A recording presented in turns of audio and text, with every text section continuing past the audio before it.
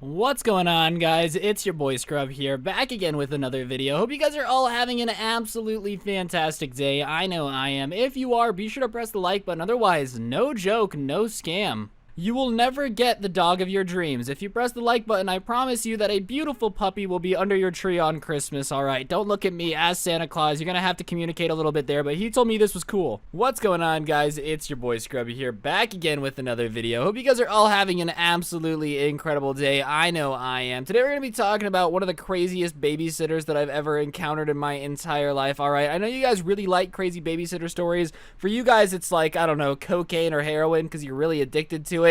And regardless, I really think you guys are going to enjoy this story. So without further ado, sit back, relax, and enjoy. And remember to keep your shoes tied because you never know when an alien's going to kick down your door and you might have to try to run away. Now, I understand that babysitting's a big responsibility, okay? You're in charge of a child, you're in charge of a person, but there's something called a brain that usually kicks in when you're thinking about things, and for some reason, for some people, that just never turns on. Some people just coast through life never thinking about anything, and this babysitter was one of those people, alright? This is after Douche Canoe Daniel and a couple other bad babysitters I had. My parents decided that it was about time I got a new babysitter, because they wanted to go out and party and turn up the way parents do, you know, talk about taxes.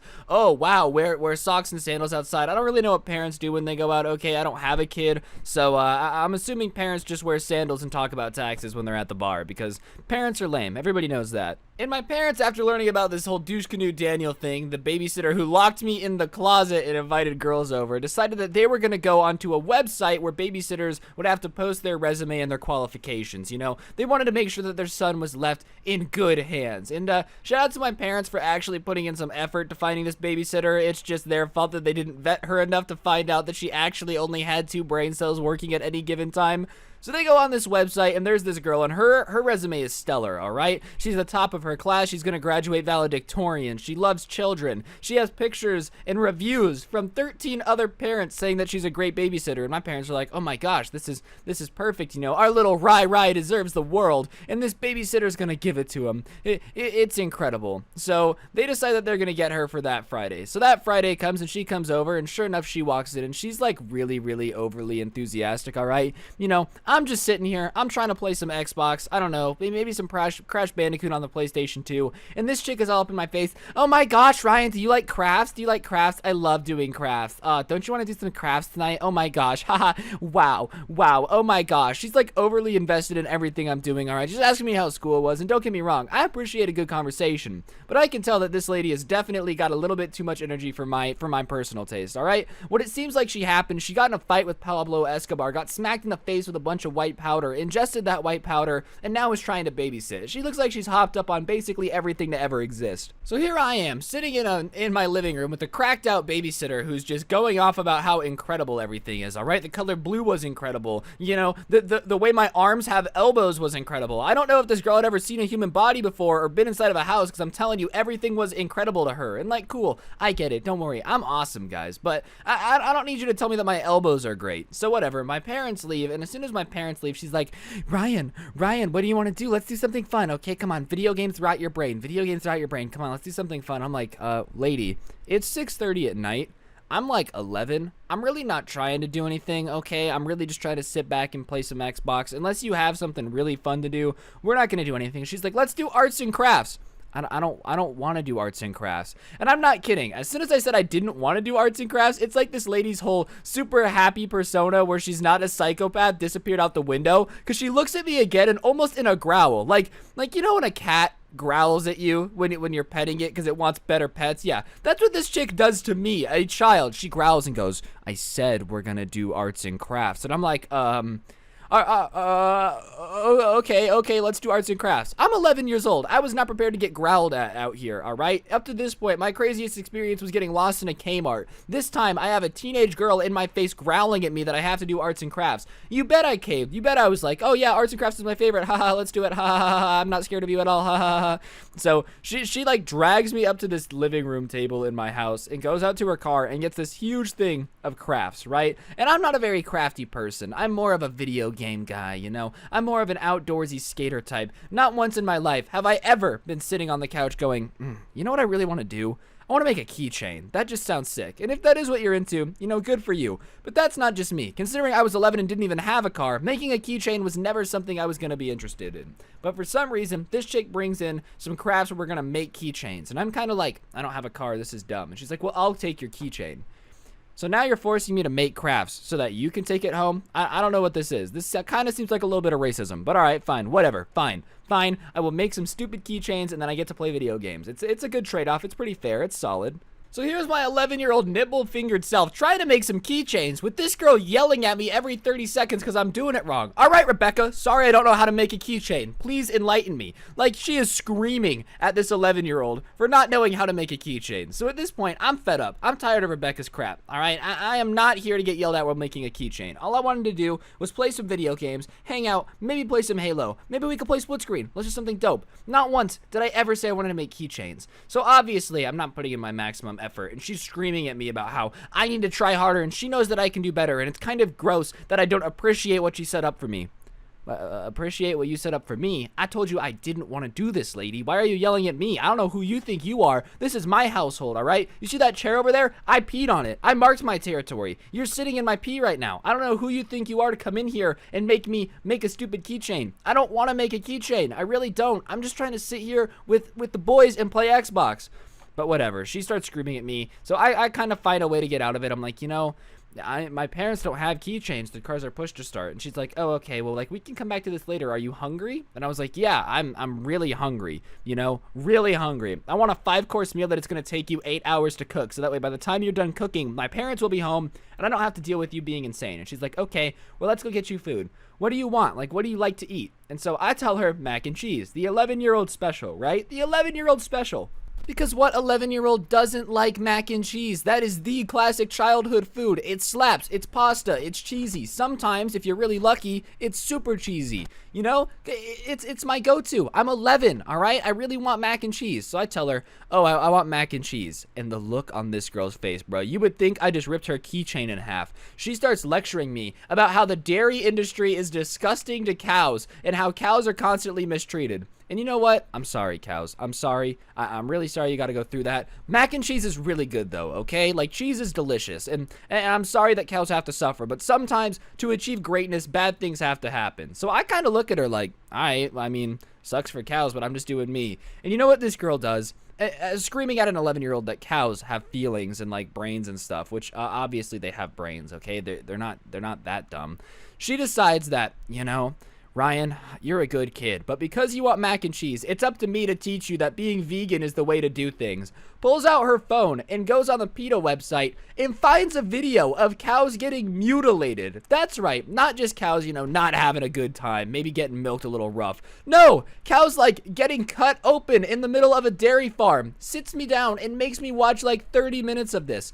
I'm 11. I'm 11. Why would you show an 11-year-old a cow getting mutilated? So whatever. She shows me this cow getting mutilated and is just totally, absolutely like, this is why you shouldn't eat mac and cheese. And you know what? After that video, I still wanted some damn mac and cheese. Because I'm sorry, but seeing cows get cut open doesn't mean that I don't want cheese. Because even when I was 11, I realized you don't kill cows to make cheese, all right? You just don't. It's not how this works. But whatever, she's showing me this and is crying. She is bawling. This grown woman almost is bawling her eyes out at this video of cows getting cut open. And I'm sitting here with the most, like, you know the vine of the kid who's getting the soda and they're like, oh my God, are you little Terrio? And he just kind of looks side to side. That's my entire face. I don't know what to say. What am I supposed to say to this woman crying who's supposed to be in charge of me? Like, hi, I'm 11. I have the emotional intelligence of a 6-year-old. Is there anything I can do for you while you're crying over cows that you don't know? Like, what am I supposed to say, bruh? I'm really just out here trying to get some mac and cheese. So after she's crying for 30 minutes at these cows, I'm really hungry now. And I'm like, all right, I'm just hungry. What can you make me? And she's like, well, let's go to the fridge. And she's like, oh my gosh, how about a kale smoothie? Excuse me? You made me go from mac and cheese to a kale smoothie. Do you understand that this is America, woman? Do you understand that every day around the world, hundreds of thousands of people fight for our right to secure freedom, and nobody with freedom ever wants a kale smoothie for dinner, all right? I know some of you guys, oh, it's so healthy, it'll help your antioxidants. Bruh, I'm trying to eat some mac and cheese. I'm trying to get fat with some buttered pasta with cheese on it. I am not out here to drink a kale smoothie. Maybe a smoothie wouldn't have been that bad, but kale? Kale? Kale is like the most boring version of spinach you could possibly have. Kale is what you eat when you're a moderately good-looking white woman in her 30s whose husband works too much. You don't give kale to an 11-year-old. Giving kale to an 11-year-old is like feeding a gremlin after midnight. You're just gonna cause a problem. I'm sorry. I'm sorry if that's an unpopular opinion. I'm just not a fan of kale, especially for kids.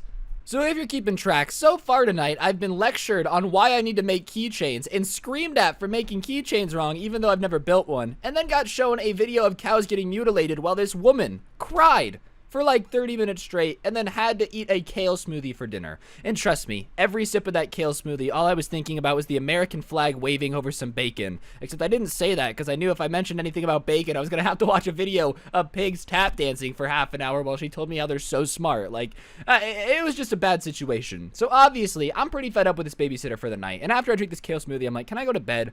And this lady looks at me and goes, no. What do you mean no? What do you mean no, I can't go to bed? Like, I'm tired. I'm trying to go to bed. And she's like, no, because we haven't watched the movie yet. And I'm like, what movie? And she's like, oh, I brought a movie that all the kids I babysit love. I'm sure you'll love it. And I'm like, all right, Shark Boy and Lava Girl, you know, Spy Kids, something pretty lit. You know what she pulls out of her backpack, kids? You know what she pulls out of her backpack? Not Shark Boy and Lava Girl. Not Spy Kids. Not even Back at the Barnyard, all right? The second-rate Nickelodeon movie that was animated at the time. She pulls out Bible Man. I don't know if you guys know what Bible Man is, but it's the Christian church's response to the MCU. It's a superhero named Bible Man.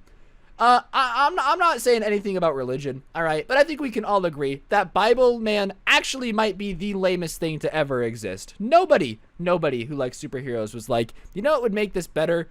The Bible, okay? If I'm watching a superhero movie, I'm trying to watch somebody get punched in the face, hit by a car while they're being shot at. I'm not trying to watch somebody be like, I cannot punch you, bad guy, because God would be mad at me. No! I want to watch Captain America punch people in the face. So she puts me on the couch and makes me watch Bible Man. And honestly, it wasn't that bad, but it was pretty bad. At this point, I was just fed up with her crap. And sure enough, I hear the door opening and my parents coming home. And I've never been so excited for my parents to be home in my entire life. I run to the door. I'm like, Mom, thank God you're back. Never leave me with this monster again. And you know that crackhead energy she brought at the start? The crackhead energy that made her seem dope to parents? Suddenly that's back on and she's telling them what a great time we had and how we made keychains. And she gives my mom the keychain that she made and says that I made it. This girl straight up lies to my mom's face and it's like, look at how creative your son is. And my mom eats that crap up because she wants to be proud of me. Oh my gosh, Ryan, you made this? Wow, it's perfect. No, Mom, I didn't. Please don't make this keychain woman come back. I can't take another go, okay? You don't even have car keys. What? Stop. Please kick her out, Mom, please. And she's going on and on about how we learned about what cows go through in dairy farms and how we watched Bible Man and I loved it. I didn't love it. It was not good, okay? It was not. It's not a good superhero movie. I have nothing against Bible Man except for the fact that he's a crappy superhero. He doesn't even have dead parents, all right? Like, what's this? Every superhero has to have dead parents. That's part of the come up. But shockingly, that's not the worst story I have with this babysitter. My mom decided to invite her back and she took me to a PETA protest, and that's another story. And if this video gets 50,000 likes, I'll tell the story about how my crazy babysitter took me to a PETA protest. I think you guys would enjoy it. But on that note, guys, that's going to do it for the video. Hopefully you enjoyed. If you did, be sure to press the like button. Let me know in the comments section down below what you thought of the video. Today's notification shout out goes to a very solid person that I've known for, 30 seconds now, ever since I looked it up. It's BR14 Din, which I think is Brandon. Big shout out to you for having on notifications. If you want a notification shout out, all you gotta do is send a screenshot to me on Instagram at Scrubby. But on that note, don't get anyone pregnant, and if you do, make sure you get a good babysitter. I'll talk to you guys next time with another video. I'm out. Peace.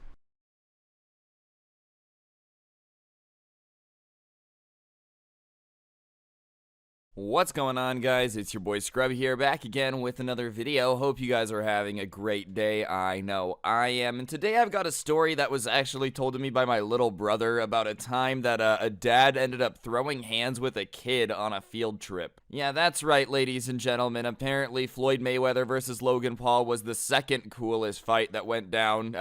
Because we all know that dads just losing it on kids is something worth a story time. Regardless, before we get into it, be sure to press the like button. Otherwise, no joke, no scam, you're gonna have to fight a grown man on your next field trip. And you don't want that to happen, so press the like button and let's get into it. Alright, so once a year, my brother's school does like a trip, a longer trip. And that year, they were going to an amusement park in California. And obviously, everybody was pretty hyped for the trip. When you're in school and you get to, miss school to go to an amusement park, that tends to be something that people consider an absolute win. I mean, anything to get you out of school is a W, but like getting to do fun stuff with your friends is an even bigger W. The only thing that kind of sucked about it was the fact that, obviously they were gonna have parent chaperones. And there's no way around that. If you have a school field trip, you're just gonna have parent chaperones. There's just not that much you can do about it. It is what it is. And my brother ended up begging my parents not to come. He did not want them to be the chaperone, because let's be honest, having your parents as the chaperone on a field trip can kind of be the worst, dude. Like, you're just trying to have fun with the boys and your dad's sitting there telling you to stop goofing off because you're embarrassing him. You can't misbehave at all. You can't goof off with your friends. You can't slink away and do bad things. Not that that's what like field trips are about, but you guys get the point. You just kind of have to always be on your absolute best behavior if your parents right there.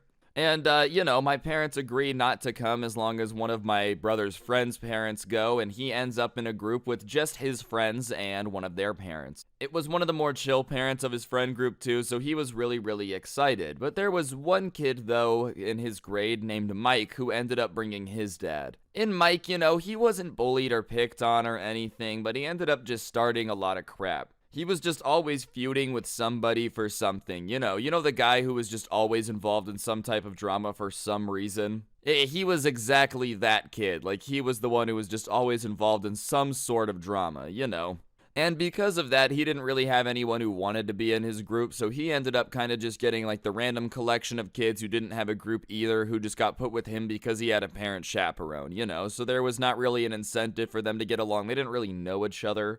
And they end up getting on the bus, and that's the first time his group ends up meeting. And within like 1 hour of them getting on the bus and driving to California, issue number 1 happened. I guess like one of the kids in his group had brought a DS to entertain them on the bus ride, and Mike had decided that he wanted to play it. So he had just like snatched the DS out of the kid's hand. And obviously the kid had kind of like gotten upset about that and pulled it back from him. And that led to Mike's dad screaming at the kid that Mike had stolen the DS from for not sharing with his son and not being a team player. And like, okay, let's be honest, bro. That's not being a team player. That's just like not wanting to share stuff that you don't have to share. Especially if you're in a situation where you're going to be grabbing my expensive electronics out of my hand, like snatching it out of my hand and potentially breaking it. Yeah, I'm not going to be too hyped to be sharing with you. You're not going to be like yelling at me for that. And I guess the kid on the bus started feeling the same way because he started kind of arguing back with the dad pretty loudly, talking about how his son grabbed it out of his hand and he didn't have to share with him. And the dad started yelling back, and this is like an hour into the trip, so a teacher ends up going to the bus and diffusing the situation relatively quickly. But at that point, everyone kind of becomes aware of the vibe of Mike and his dad. Mike's gonna do a bunch of really stupid stuff, and his dad's just kind of gonna sit there and be like, don't be mean to my son. That's just the way it's gonna be. There's nothing anyone's gonna be able to do about it. Anyways, they end up getting there, and they have a half day that afternoon at the park, and, my brother's having a great time running around in the amusement park, but while they're there, they're kind of hearing rumors about other groups and what's going on. And apparently, Mike and his dad were, like, being insanely bossy to their group. They weren't even riding any rides that, like, people wanted to go on. They basically were just doing what Mike wanted, and if anyone else wanted to do anything, it was just no and just shut up. Yeah, like if a kid was like, hey man, I kind of want some cotton candy, they'd be like, nope, cotton candy's stupid, we're not getting that, we're gonna go ride this baby ride, that's just what it was. So my brother and his friends are having a great time riding all the rides they want to ride, goofing off, having a fun old time, whereas that other group, bro, they looked like a bunch of emo kids in a Hot Topic at the mall, dude, just like, ugh, I hate my life, because, they weren't actually doing anything that they wanted to do. They were just following this dude and his dad around, getting yelled at. That night, all the kids were like back at the hotel hanging out, and Mike's group was kind of like broken away from them, and they were just complaining about him and his dad, talking about like how ridiculous it was that, someone was being so bossy and like only listening to this son. They had paid to come on this trip and they hadn't gotten to do anything they wanted to do. And while yes, it's talking crap, like in my opinion, bro, that's just more venting. I think anyone would be frustrated if they were in that situation where like you paid good money to go on this trip, got put with this dude who didn't let you do anything you wanted wanted to do and yelled at you anytime you wanted to have fun, I think anyone would just be frustrated. So whatever, they were kind of venting pretty loudly with a bunch of people around, and that's not always the best decision, especially in these situations, because there's always someone that's willing to like wah go cry to a teacher to try to look good, and I guess someone decided to snitch on them like an absolute Weenie Hut Jr. type of guy. Weenie Hut Juniors is not where you want to be, because the next day, you know, the comm on the bus, which is usually pretty chill on the way to the morning, is broken from the back by somebody yelling like, you know, don't talk crap about me. You know, Mike's grown dad, who's probably like a 45-year-old man, is just yelling at these kids because they were quote unquote talking crap about him yesterday at the hotel, dude. And like, you know, sure, they might have been, but listen, you're a 45-year-old man. These are like 13, 14-year-old kids. If they're talking crap about you, it's okay, dude. Like, it's not gonna be the end of the world. You don't really need to call them out in front of everybody, especially this early in the morning. Like, it's gonna be alright, dude. I promise you, your job's not gonna fire you because these 9th graders didn't like you. Like, I pinky promise that's not gonna happen. You know, if you're a 45-year-old and a 14-year-old doesn't like you, I promise you it's okay. And if your wife leaves you because of that, it was over anyways, dog. But apparently it was not okay with this old man, dude. But the kids weren't backing down. Like, usually in this situation, when an adult is screaming at you, like, why did you talk crap about me? The kids are like, oh, I didn't. You know, they're scared. But these kids had had enough. They'd been bossed around all day yesterday at the amusement park, and they were just not down for another day of it. Because they're like, dude, you just suck. You know what I mean? Like, you and your boring son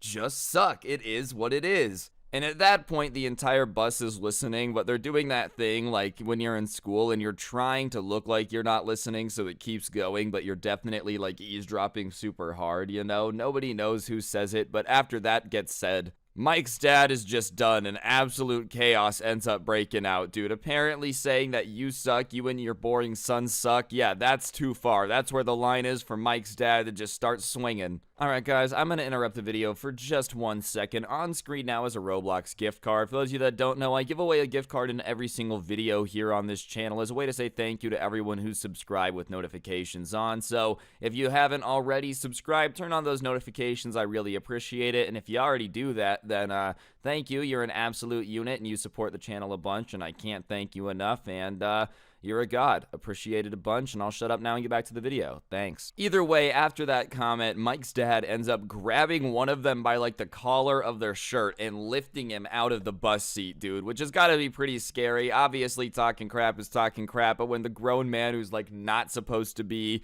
hitting kids starts grabbing you by the collar, you're like, I don't know what's happening, man. This is not what I'm used to. And he's holding him by the collar, pulls him like an inch away from his face, basically enough to be in the splash zone if you've ever been to SeaWorld, if this dude spit while he's yelling at him and just starts being like, what did you just say about me, you disrespectful? And as he's yelling at him, spit flying out of his mouth into this kid's face, as he's like midway through disrespectful, one of the other kids that's not being held up by the collar ends up hitting him, bro. He hits him right between the legs, right in that sweet spot where they tell you to just bop if someone's trying to kidnap you. And you know, that disrespectful, instantly turns into like a contortion of pain in his face because he just got smacked damn hard right in the blopper. Which, I mean, I don't know what to tell you, bro. If you try to like grab one of my homies by the collar, I'm not liable if I make you not able to have kids anymore. It just is what it is. Don't try to kidnap my homie, you know what I mean? Now, the rest is sort of a blur at this point, but basically the group just starts fighting. Like, all the kids just hop on Mike and his dad at that point because they're like, all right, it's on. You're trying to fight us. We're going to fight back. We're not just going to, like, take it anymore. You know what I mean? So they're just fighting on the bus, like a group of people just brawling in the back of the bus, dude. As it's going over bumps and whatnot, like, it just looks like absolute chaos. You know, in cartoons, when it's just kind of a blur of people rolling down a hill or something, that's kind of what it looks like because there's just so many fists and legs just like flying everywhere. So at that point, like, all the adults are screaming like, pull over, pull over. The bus driver like has to pull over on the side of the freeway because they're on their way to the amusement park, and like the teachers are all running back there screaming, mostly them yelling at Mike's dad for being an idiot because, you know, kids are gonna be kids and stupid and sure they're in trouble, but like it's not like their entire plan was this. It's definitely Mike's dad who's supposed to be the responsible one. There's just no reason to be fighting kids on a field trip, so some of them are yelling at the kids to stop, but most of them are just trying to get this grown man to stop trying to fight the children. You know, the bare minimum that a chaperone should be able to do. But like, Mike's dad for some reason isn't backing down. You'd think at this point, after they've kind of been separated and he's getting yelled at, he would be like, all right, you're right, that was ridiculous. But no, he keeps like arguing with the teachers that it's the kids' fault, they're the ones being idiots, you know, they're bullying his son and he's had enough of it. And the teachers at that point, when he's not backing down or apologizing to the kids or even admitting they're wrong, they've had enough, dude. They've already had to like make them shut up on the bus a couple times, and this is just ridiculous. So they decide to just kick Mike and his dad off the field trip. They're like, all right, well, you and your son are no longer invited. We're getting rid of your tickets and you guys have to find a way home. Like, it's done. And Mike's dad is like, you know, whatever, like, you know, well, we're not getting off this bus. We're going. We paid for the field trip. Like, you're going to let us come with you. Like, we're going to come with you. And at that point, that's not gonna happen. There's just no way. They're basically told, no, like, you are not allowed to be around us anymore. You guys have to get out of this, and your son is probably gonna get expelled when we get back to school. You know, like, we just can't have these situations going on. And Mike's dad, when he hears that, is like, well, I don't know how I'm supposed to get home. I rode the bus into California. Like, how do you expect me and my son to get home? And the guy's like, listen, that's not my problem, dude. You can't be fighting kids on the field trip. You're a chaperone. If you're gonna do this, you can't be here. Like, I can't have you on this bus now. It's not gonna happen. You guys have to find a way home, and that's just not my problem. I don't know what to tell you. Which, good to the teacher for standing his ground, and I'm gonna be honest, yeah, it's just not his problem. This all could have been avoided if you didn't try to fight a group of children, dog. You're 45 years old. Obviously, you had an advantage in this, and you still managed to lose. After that, they kind of slunked away. They got in an Uber and went somewhere. Maybe they Ubered back. Who really knows? But the teachers kind of got back on the bus. They go back to the kids that have the fight. They got screamed at, obviously,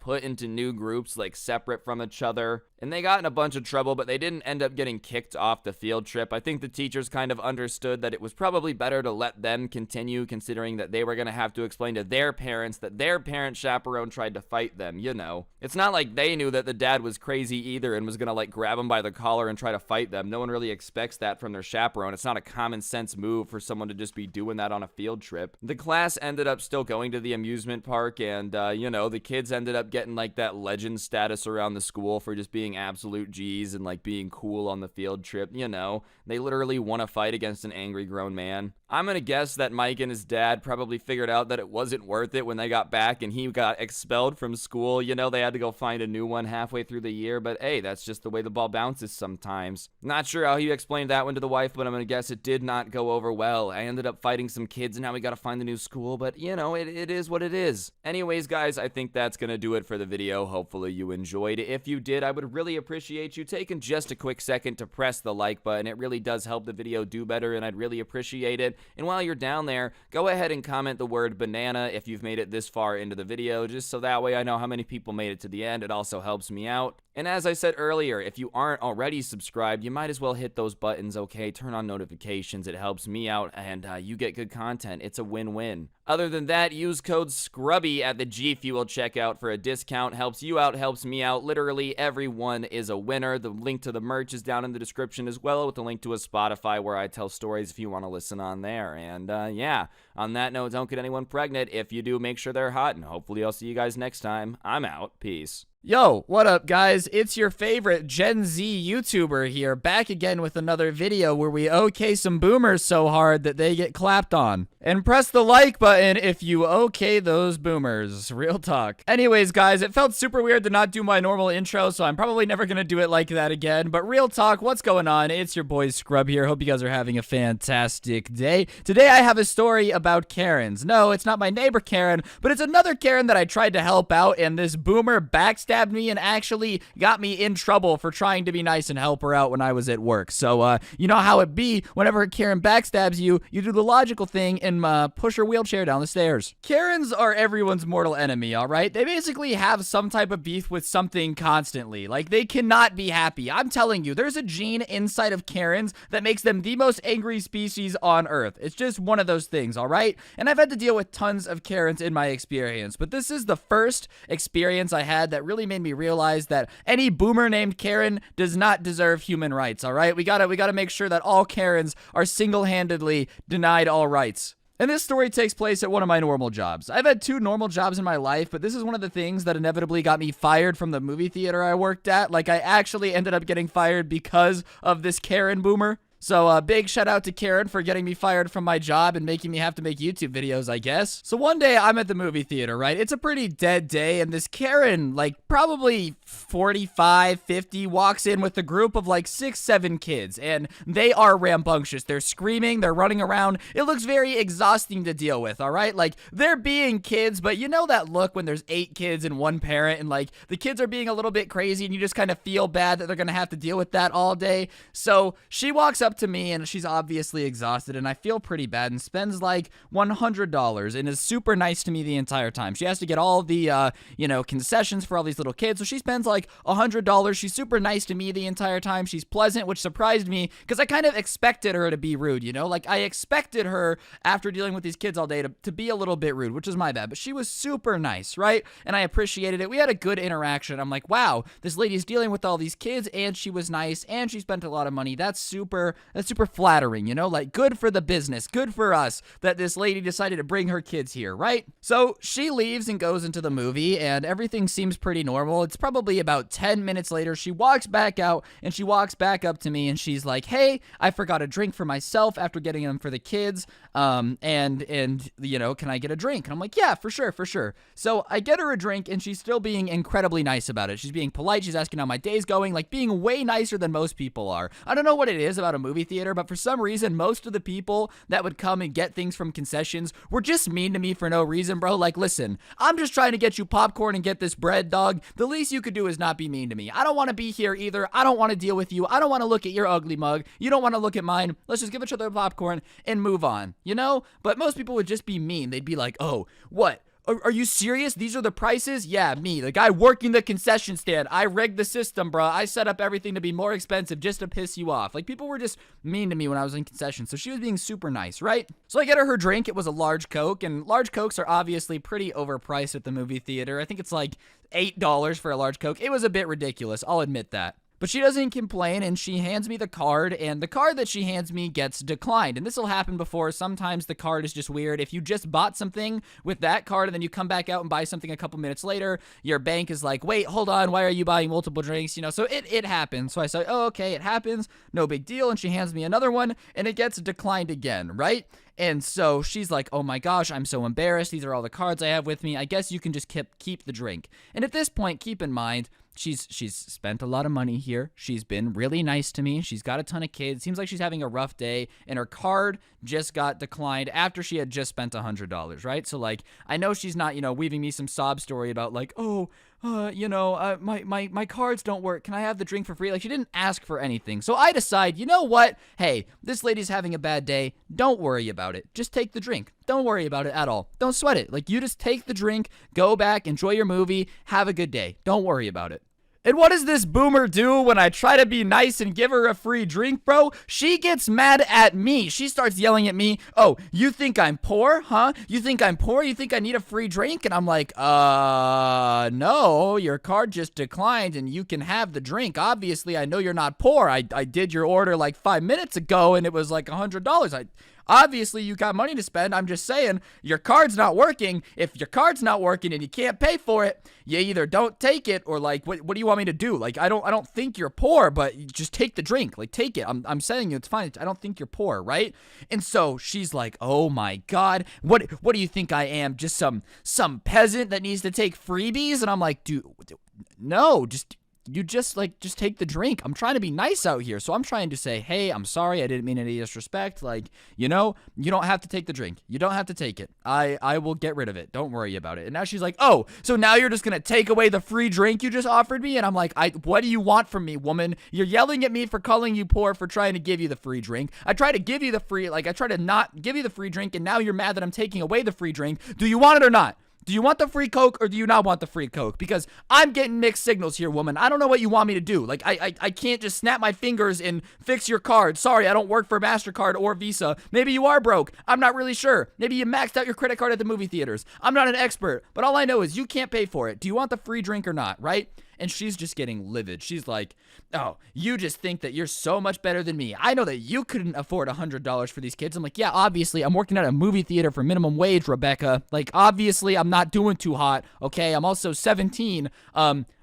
Yeah, sick. I can't afford all the drinks you just bought. Do you want the free drink or not? And she's just freaking out on me like, what do you think I am? You think I need handouts? I mean, I'm gonna keep it 100 with you, Chief. I can afford to go to the movies now. You know, that YouTube coin be getting good. But if someone offered me a free drink, like, I'm probably gonna take it. Like, I don't think there's anything wrong with taking free stuff. That doesn't mean that you're poor. It's just called being nice. If I was at a store and somebody said, hey man, you don't worry about that, it's free, I'd go, yo, really? Thanks, and I'd take it. I wouldn't get offended and be like, oh, you think I'm a disgusting poor person, huh? And also, who cares if you're poor, bro? Do you want the, like, yeah, if you are poor, you want the free drink, and if you are rich, take the free drink. It doesn't matter. Like, you're taking this way too personally. So she's causing the scene, and obviously, my manager hears it because she's screaming at me because it's offensive that I try to give her something for free. So my manager comes over, and he's like, is there a problem here? And she starts complaining that I'm rude and how I'm basically ruined her day and, like, made her feel poor and singled her out. My manager's like, what's going on? And so she tells him this story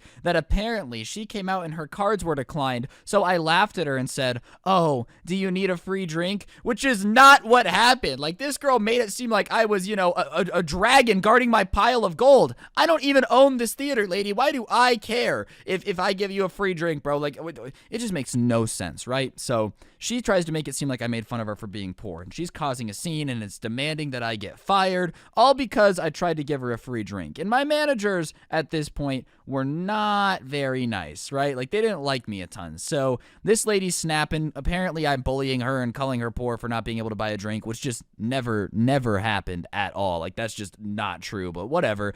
Karens have a way of screaming. So she's screaming at my manager, and my manager's like, is this true? And at this point, I'm like, okay, if I say no and I call her a liar, this is just going to escalate things more. But at the same time, if I say yes, like, I'm probably going to get fired. So I go, no, that's not true. And of course, you're calling me a liar. And I'm like, yeah, well, I ain't calling you a truther. Shout out to Drake and Josh, man. Like, if you're not telling the truth, then yeah, I guess I'm calling you a liar because you're lying. Like, that's just not what happened. And that, of course, sets her off even more. I don't know why you think that you get to treat customers this way. I will never come back to this theater again. There are 6 kids in there. You're lucky that they're having fun. Otherwise, I would pull them out immediately. And you would be hearing from my lawyer, like, all this stuff. Oh my God, lady, I was just trying to give you a free drink. I'm gonna keep it a buck. Like, I really did not even mean to make you upset. If I realized that trying to give you free stuff was gonna make you have a mental breakdown, I would, you boomer. Like, God. So she continues her rant, and at this point, I just kind of zone out. I'm like, yeah, I'm probably in trouble. I'm probably gonna get fired, and that's just how it goes sometimes. Like, that's just life. It's gonna be okay. So she finally calms down. My manager takes her to another room where she can just, you know, vent her frustrations about me, the entitled millennial that is just trying to rob her of her enjoyment by giving her free stuff. And the worst part is, I'm Gen Z, ho. Like, you ain't even get the generation right. Way to go. So whatever, a little bit later, my manager comes down, he's like, you know, you have to come with me. And I'm like, yeah, whatever, dude. So he takes me in the back room, and he's like, what you did today is a classic display of disrespect. And I'm like, yeah, I know, I'm terrible, I'm the worst person to ever exist. I don't even know why my mom kept me. She should have just, like, got rid of me the first chance she got, because obviously, you know, trying to give people free stuff is just so horrible. So I'm getting lectured for like 2 hours about how basically actions like that bring the entire company down, and how I'm almost single-handedly responsible for the bad attitude of workers here. And I'm like, listen, nah, workers got bad attitude because our managers yell at us for trying to, you know, help people out. And like, look, I understand I was in the wrong by trying to give somebody something for free. I understand why my manager has to yell at me. But when you come at me like, you're the reason that working here sucks. No, you are, Derek, okay? Go home. Go home, Derek. No one wants you to work here. Leave. Regardless, I got put on a probation that basically meant if I did anything else wrong, then I got fired. And of course, I did something wrong like a couple days later because I just didn't care anymore. Anyways, guys, on that note, be sure to press the like button, comment down below, comment the word boomer down below if you enjoyed the video, subscribe if you're new, turn on notifications, send me a screenshot of your notifications onto my Instagram at Scrubby if you did enjoy the video. I give notifications shout out every day. Use code Scrubby at G Fuel checkout and follow me on TikTok at Scrubby with 2 S's. Today's notification shout out to Cameron7386. Big shout out to you for having on notifications. Like I said, follow me on all my social media. Get some merch, use code Scrubby at checkout at gfuel.com, and I'll talk to you guys tomorrow with another video. Don't get anyone pregnant. If you do, make sure they're hot. I'm out. Peace. What's going on, guys? It's your boy Scrub here, back again with another video. Hope you guys are all having an absolutely fantastic day. I know I am. And if you are, be sure to press the like button. Otherwise, no joke, no scam. Next time you go into work, some lady's gonna tell you about how absolutely fantastic her kid is and how he can do no wrong, even though he's a little terror. And yeah, it's not very pleasant, so I would press the like button. But regardless, today I have a work story for you guys. You guys tend to really like these. It's a pretty short one, but hopefully you'll enjoy it. So without further ado, let's get into it. Shout out Mac Millie at a Mosto. And my boys, yeah, we whipping in the foreign. Only time we in the buses when we. Anyways, guys, I worked in a grocery store when I was like 16 to 17 years old, and I can honestly tell you that the worst people to deal with were like moms and their kids who, you know, the kids were awful and misbehaved, but the moms just thought they were an angel who could do no wrong. And this particular story happens on a nice, beautiful, breezy Tuesday. I don't actually remember what day it was, but I'm going to go with the Tuesday because, you know, that's just the lifestyle we're living these days. It was a nice Tuesday, and I was just kind of doing my thing, and once every, like, 2 hours, I had to walk around the store with this super big broom and literally go and, like, sweep the entire store once every 2 hours, and it would take a lot of time, you know, so, I tried my best to keep the floor as clean as possible, and one day I'm doing this sweeping thing, and the broom was, you know, it wasn't heavy, but it was just a pain in the butt, so I was trying to do it fast, and as I'm going, I'm watching this kid and his mom going down the aisles, and the kid is eating candy and throwing the wrappers onto the floor of the ground, you know? And I guess, you know, fine, it's my job to clean the store, sure. But like purposely throwing your garbage on the ground when you're not even supposed to be eating in the store before you buy stuff anyways, like obviously I'm not gonna throw a hissy fit because I understand your kid gets hungry, you're gonna give it to him. But if you are gonna open products in the store, then the least you could do is like keep it clean so that way you're not causing problems for everybody else. That's the considerate thing to do. So I go and I pick up all the trash and I get them in my hand and I say,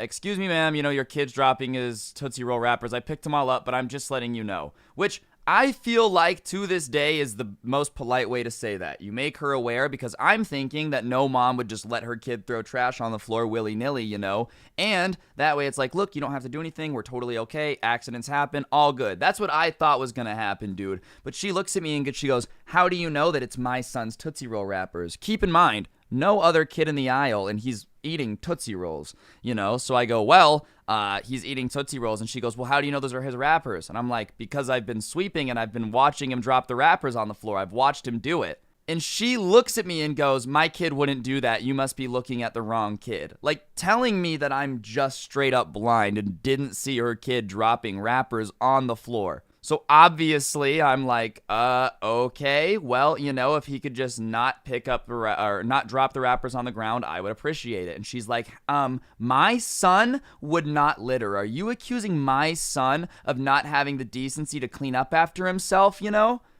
And I want to make this clear. I'm not even mad at the son at all, because the kid was like 3, 4. It was not like he was old enough to be like, I'm mean and I'm purposely throwing these wrappers on the ground to make people's lives miserable. Like, okay, by 3 or 4, I mean, I guess you're kind of aware, but like, I'm not mad at the kid. I'm literally just letting her know that her kid is throwing trash on the floor. So, you know, I'm just kind of sitting there like, okay. And so I just don't know what to say. So I just go to move past her with my broom, and she like blocks me from leaving, which I mean, at this point, you're kind of like keeping me here. And she starts being like, does he look like he's big enough to know that throwing trash on the floor is wrong? And I'm gonna keep it a buck. Okay, 3 and 4 is young, but like, yeah, I'm pretty sure my mom would have not let me throw Tootsie Roll wrappers all over the floor in the store. Like, I can pretty confidently say that. And so I say, yes, I do, which, I mean, obviously was the wrong answer because I do work here. I should have just kept my mouth shut, but like, she asked a question, so I answered it, you know? And she goes, oh, he's like 39 months. Oh my God, bro, 39 months? That's not a baby anymore. That's a starting forward for the Houston Rockets. Like, why are you referring to this kid in months, dude? On the 39th month. Like, we made years for a reason, so that way we didn't have to walk around saying, I'm 87 months old, dude. Is he still breastfeeding? My lord. So anyways, Chewbacca the walking baby over here, the 48-month-year-old, is looking at me like with his dumb face. And it's not his fault, bro. It's not his fault that his mom is bad, but like... Yeah, nah, he looked like his mom, so his face was kind of stupid looking, you know? Like, at the time, I didn't really like his mom's face. So she's blocking me, and I'm like, I don't know what to say, lady. You asked me if your kid looked old enough to know if trash is supposed to be thrown on the floor. I said, yeah, he looks like he should know. I don't know what you want me to say. Like, I don't know what you would like me to say. That was my opinion. You know, she's like, well, I just think the customer is always right, and da-da-da-da-da. And listen, I understand the concept of the customer is always right, but if that's how you have to win your argument isn't very good, dude. Like, that's the equivalent of when your parents are telling you to do something, and they're like, why do you have to do it? Because I'm the parent, and I tell you to. It's like, that's not actually telling me why I should do it, you know? Like, I'm the customer. Like, oh, okay, so you're not actually right. You just have nothing else to say about why you're right, and you know it's weird that your 47-month-old starting power forward is still throwing trash on the ground. But whatever, you know, I'm not trying to get fired at this point. I ain't got that YouTube coin at this point in my life, so I'm just kind of keeping my mouth. I'm trying to keep my mouth shut. That's hard for me. I have a problem keeping my mouth shut. Probably why the whole, you know, customer service thing didn't work out too hot. I did it for like 3 years. I don't know how I did it, but, you know, not my favorite cup of tea because some people just deserve it, dude. And listen, the best thing about working in the grocery store was the nice people for sure, but the mean ones just, get your 47-month-old baby out of the shopping cart and make him walk like a normal person. So whatever, I'm like trying to sweep on the floor, dude. So I'm just trying to get past her and I'm like, ma'am, please excuse me, I'm trying to sweep. And she goes, oh, you want something to sweep? And takes the handful of the Tootsie Roll wrappers and throws them back on the ground. And at this point, I'm like, all right, I'm sorry for trying to make you aware of the fact that your kid is a gremlin. I don't say that. I'm thinking this. I'm not trying to get fired. But, like, I'm sorry I was letting you know that your kid doesn't understand basic human decency. I mean, clearly his mother doesn't either. I see where he gets it from, but... Sorry, I would want someone to let me know if I needed to teach my kid not to litter, all right? I'm trying to make sure my grandkids see polar bears out here. So I keep my mouth shut. I pick up the wrappers that she's now spewed on the ground, and as I'm cleaning them up, she's smiling at me, like pushing her cart down the aisle, dude. And that's the weirdest part. You know, like, I guess whatever. Some lady gets pressed and doesn't like the way that, you know, I smile at her shopping cart and doesn't like me, that's fine. But, like, making a mess and then getting joy out of watching me have to clean it up when the mess was made because I just said, hey, your kid's throwing trash on the ground, like, that's crazy, bro. That's some straight up sociopathic stuff to be like, yes, work for me, my gremlin. You are nothing but a pawn in my illustrious game to slowly take over the entire grocery store, aisle by aisle. And I'm gonna keep it another buck with you. This is not the last time this happened. Not with with this lady, it was the last time it happened, but there's been plenty of times where I've been working at the movie theater or the grocery store, and moms will just defend some like rotten snot-nosed kid for like no reason. And I understand it's your mom. I get it, you know? Or I understand it's your kid or your mom. You're defensive of your family for sure. But like, dude, let's not put on the blinders here. If your kid is walking around lighting cars on fire, it's not a cute little art project, it's just arson. But on that note, guys, that's going to do it for the video. Hopefully you enjoyed. If you did, I'd appreciate you pressing the like button, letting me know in the comment section down below what you thought. And if you really want to support the channel, get yourself some of the OG Sub Club merch before it's gone forever. You know, you want to let everybody know that you are, in fact, an OG. And yeah. On that note, use code Scrubby in the G Fuel checkout. If you like the intro song, a link will be down below. No pressure to check it out, though. And if you want to stop by the Discord server, the link is down below. I always forget to plug that one, and my editor gets mad at me. So there you go, Ethereal. My bad, bro. He's not the editor on this channel, on the other channels. You guys know what I'm saying. And yeah, follow me on Twitter at Scrubby_69, trying to hit 30K followers so I can flex on all my friends from high school that I'm still relevant with 12-year-olds. And follow my Instagram at Scrubby because I had to pay money for the ad and I'd really appreciate some value for it. And on that note, guys, don't get anyone pregnant. If you do, try to make sure that they're hot. And if you are going to have a kid, understand that sometimes your kid's going to be bad. And that doesn't mean they're a horrible person, but dumping Tootsie Roll wrappings on the floor and telling a child to clean it up because you can't accept the fact that you are an irresponsible parent is just a little bit ridiculous. And on that note, I'll see you guys next time. I'm out. Peace. What's going on, guys? It's your boy Scrub here, back again with another video. Hope you guys are all having an absolutely incredible day. I know I am. If you are, be sure to press the like button. Otherwise, no joke, no scam. The Amazon fire will never go out. Yeah, that's right. The lungs of the earth are in your guys' hands. If you press the like button, then every tree will be saved for every like. Yeah, you gotta send it. Anyways, what's going on, guys? It's your boy Scrub here, and today I'm gonna be telling you guys the story of a time me and my friends got lost in the woods. Yeah, that's right. We are definitely not the most big brain savages to ever exist, but regardless, it's pretty funny, and it ends up with me thinking that there's a bear outside of our camp and just embarrassing myself. So hopefully you guys enjoy the video, and yeah, without further ado, let's get right into it. So I had a bunch of friends throughout high school that we were kind of tight with. You guys know the squad. It was a pretty tight-knit squad, and like we definitely didn't really have a ton of people in it. It was only 5 or 6 of us that were all super close. And anyways, it was our senior year, and we had a random week off. The school we went to basically had this issue of they didn't want to use any like in-staff development days, so they just chunked 5 of them together and gave us a random week off in May, you know? And May in Las Vegas, it starts to get really, really hot, like 100, 115, 120 degrees on average. So once May hits, you kind of just expect it to not be cool at all. But there's this mountain right near our school, near our town, named Mount Charleston, and it's pretty cool. I think it's like 10, 20 degrees cooler. So over this week, me and the boys decide that we're gonna go camping. And you know, none of us are very outdoorsy folk. The way I could describe us is like, you know, in the movie about a video game where there's like the 3 kids that are in charge of the computers and they're all super nerdy and out of shape and like can't actually do anything athletic. Yeah, that was me and my friends, all right? So we decide for some reason that we're gonna go camping and go outdoors in the better weather, and like, and the truth of the matter is we should have just stayed in and played Halo, but whatever. I get convinced to go on this camping trip. We plan it and we're like, no, we're not gonna take a trailer. We're gonna get tents and we're gonna catch fish for our own food. Like we're gonna go off the beaten path and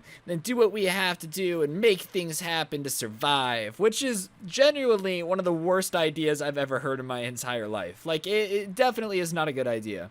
But hey, the mountain in Las Vegas is like only an hour away, so even if we get screwed and don't have any food or like can't find anything, it's not like we can't just hop in the car and drive an hour back. Like at the end of the day, not that big of a deal. We're fine. No skin off our back. We can always go get supplies if we really need it, right?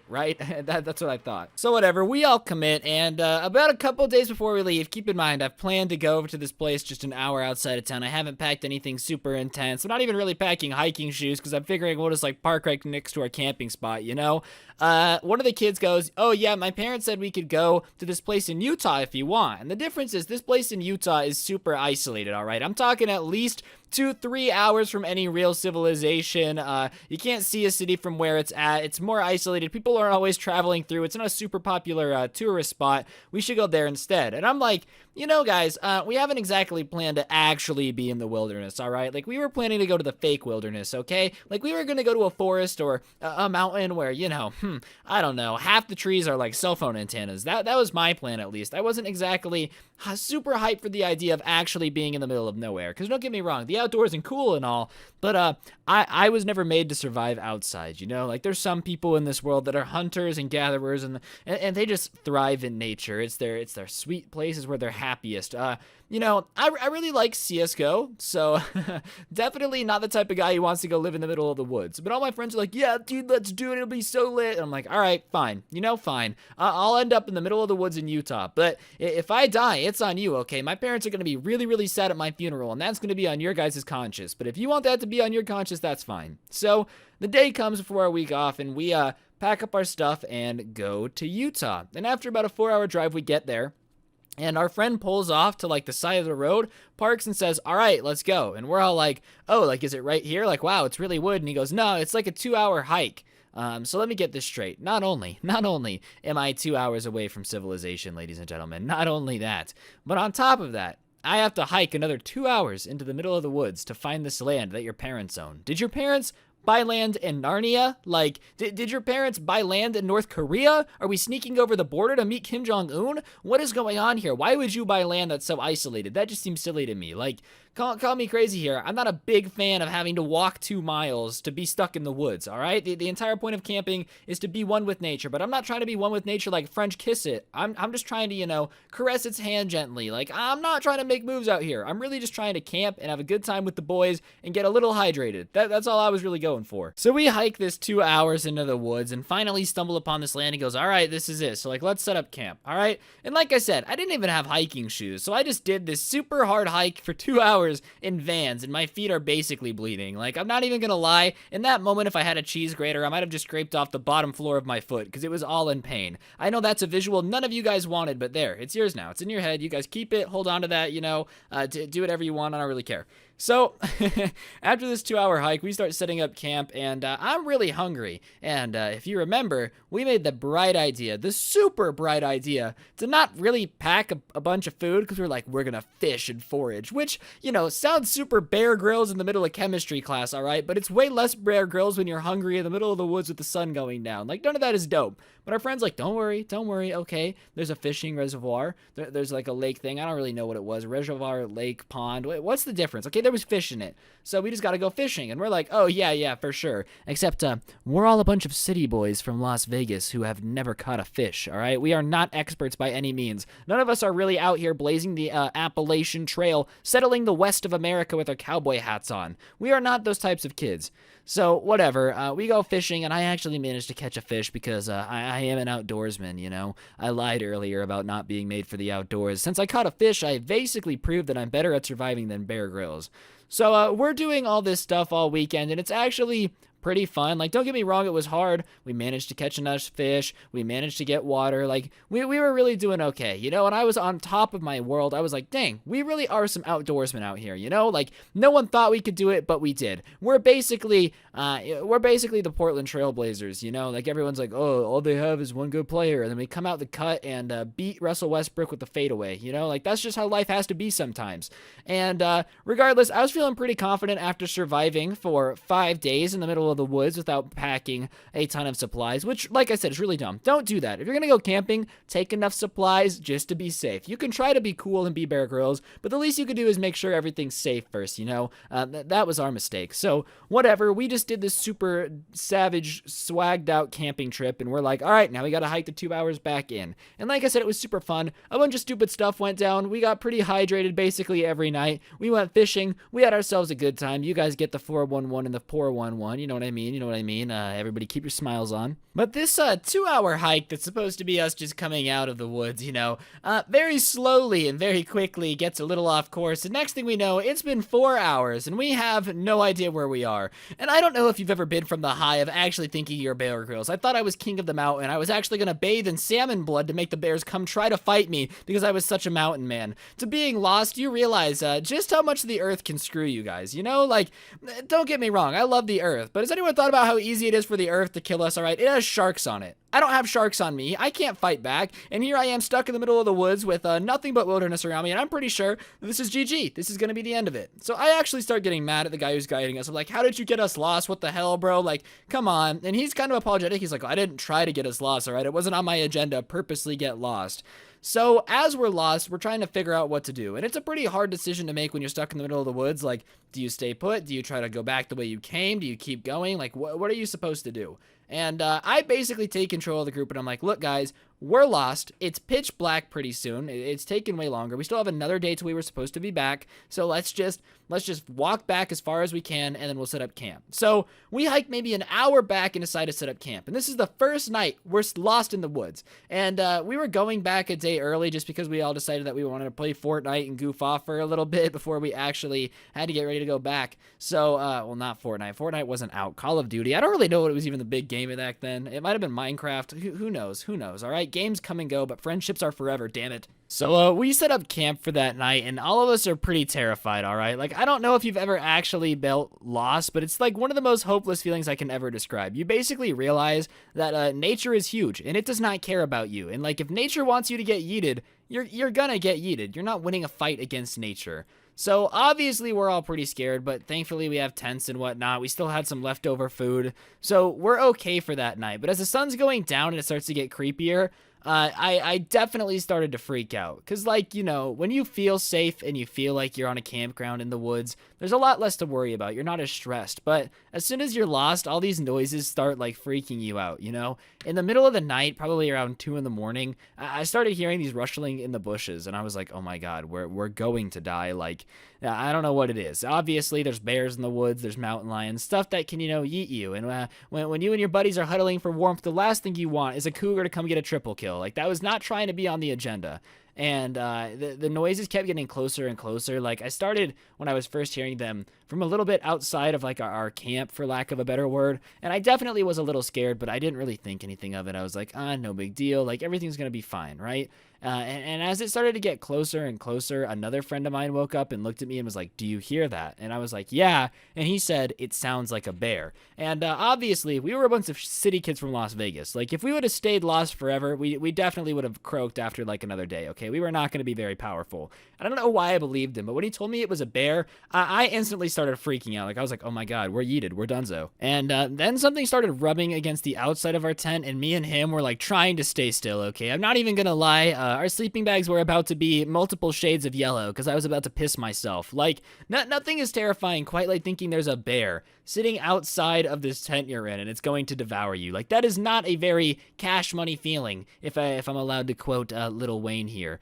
So we're staying still, and then it, like, pushes up against the tent harder, right? And which is obviously terrifying, because even in the moonlight, we can see, like, this outline of it, and it's got hair, and it looks scary, and there's, like, stuff on its head, and we're like, oh my god, like, we're yeeted, we're donezo. So after about 2 minutes of it, like, pressing up against the tent, we can kind of tell that it's licking the outside of the tent, right? So I kind of lift up, like, our little tarp thing to look out the window of the tent, like the mesh, and it was a deer. But I almost pissed myself in the middle of the night over a deer, and when I saw it was a deer, I still screamed like a little girl, because I don't know, apparently that's what you do when you see a deer and you're from the city and you think it's a bear that's going to eat your skin, all right? Sometimes you do things you're not too proud of. So I screamed that everybody woke up, and I kind of got bullied for the rest of the night, which is fine, but we ended up getting sleep. And when we woke up, the kid whose land it was ended up knowing kind of where we were. We ended up taking another 2 hours to get back to where we were originally camping, and then it took us 6 hours to get out. And during those 6 hours, I definitely thought we were still going to get lost. And, like, the worst part about getting lost with a bunch of people who are unexperienced in the woods is we were already kind of, like, breaking into factions and deciding who we would eat first. Like, come on. Okay, we're a bunch of city kids from Las Vegas. The only thing we're going to cannibalize is a box of Twinkies. Like, I'm sorry. We were not super savage. And, yeah, along those 8 hours of hiking that we had to do the next day, it definitely wasn't fun. Like, I would give it a 0 out of 10 experience.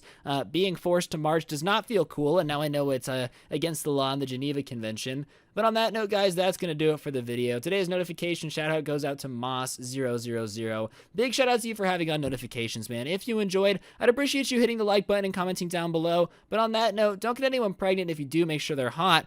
Don't get lost in the woods, because trust me, it's scary. And if you hear something rubbing against your tent, punch it in the face, because even if it's a bear, it's a good way to go. Good way to go.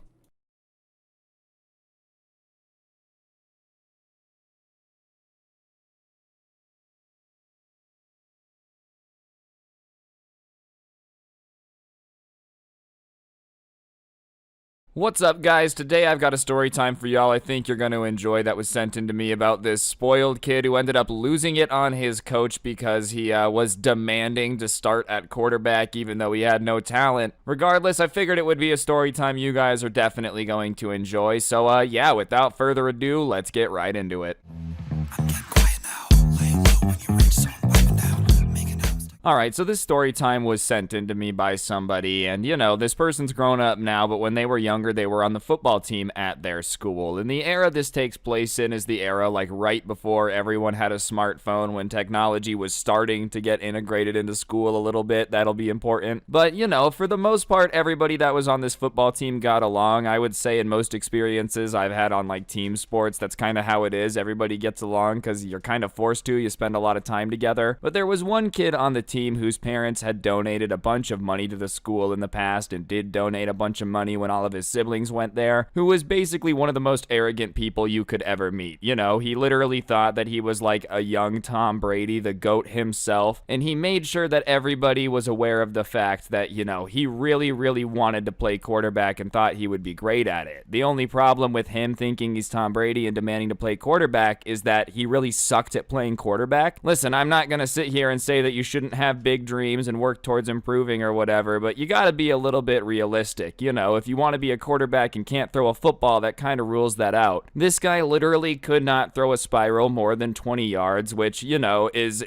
shockingly bad at throwing a football. And if you can't throw a football, that kind of rules out playing the position where you have to do that the entire game. It just doesn't really work like that. Even if you're a quarterback that's really good at scrambling and running around, you got to be able to throw it sometimes. Anyways, even though he just does not have the ability to be starting quarterback, he's just kind of relentlessly bugging the coach about how he should be quarterback because he has the most heart for the position and how he'd win games for sure. And listen, I understand that he's probably really passionate about playing quarterback, you know, and heart definitely matters, but if like tomorrow I just said I got a lot of heart and tried to fight Conor McGregor, he would destroy me, he'd kill me, because heart doesn't really matter in sports. It's a lot more about like talent. It matters, but if you just can't throw a football, it doesn't matter how bad you want to be quarterback. And the coach wasn't mean. He would do his best to tell him no without breaking his heart and causing conflict, which is, you know, I think what a good coach would do in this situation. Most coaches that are not great would have just started yelling at him for being annoying and trying to say that he's better than the quarterback, you know, but he would try to diffuse the situation as calmly as possible, which I'll give him some credit for, you know? Well, maybe if you worked on your arm strength a bit, we could have a few plays with you alternating at quarterback, but just for right now, you don't really have the arm strength to play that position, you know, which is a really nice way of saying, like, you just can't throw the football. At least he was like, hey, it's the arm strength, just work on it, you know? He was being as honest as he could be without just telling him, like, look, the odds of you playing quarterback aren't that great simply because you have the ability to throw a football like my 7-year-old son. And every time he would, like, tell the spoiled kid this, he would reply to the coach saying that he's gonna work on it and show him next week, and every week he could, like, still throw the ball 20 yards. And it became very obvious to everyone that he was not practicing. You know, he would swear he was gonna work on it for the next week. He promised everybody he was spending hours in his backyard throwing the football, but there was just no way he was, because week after week he couldn't throw it any further. He didn't get any better at throwing a spiral. If anything, it got worse. And I just refuse to believe that if you're actually, like, practicing throwing a football for hours a day for weeks, that you, like, couldn't get better at it. I just refuse to believe that. The idea that this dude was really in his backyard practicing for hours and hours and just literally could not get better at throwing a football, I just feel like it's one of those things that you would have to get better at if you repeated it enough, unless you're purposely practicing as bad as humanly possible. Like, I don't know, I just don't think there's many things you could practice for weeks and not get better at. But for some reason, the football gods had frowned upon this man and, you know, obviously made him have zero improvement after doing this for weeks. And the coach was starting to get annoyed because each week he was wasting time being like, all right, look at how far I can throw. You know, he would stop practice and make everybody watch it. And it just wasn't getting better. The coach had no problem having challenges, you know, and people trying to improve and whatnot, but you had to show improvement. If you're just wasting time and not practicing, it's not going to do anything. So after week 5 of him trying to challenge the starting quarterback and being unable to just throw the football, the coach finally made an announcement after practice saying that since the season was now half over, that they were just going to do like no more position challenges, you know, just because, oh, the last half of the season, we want to keep the starting team consistent, you know, which is fair enough. I feel like if you let people challenge everyone for the first couple weeks of the season, that's fair. But by the time, you know, you're getting into the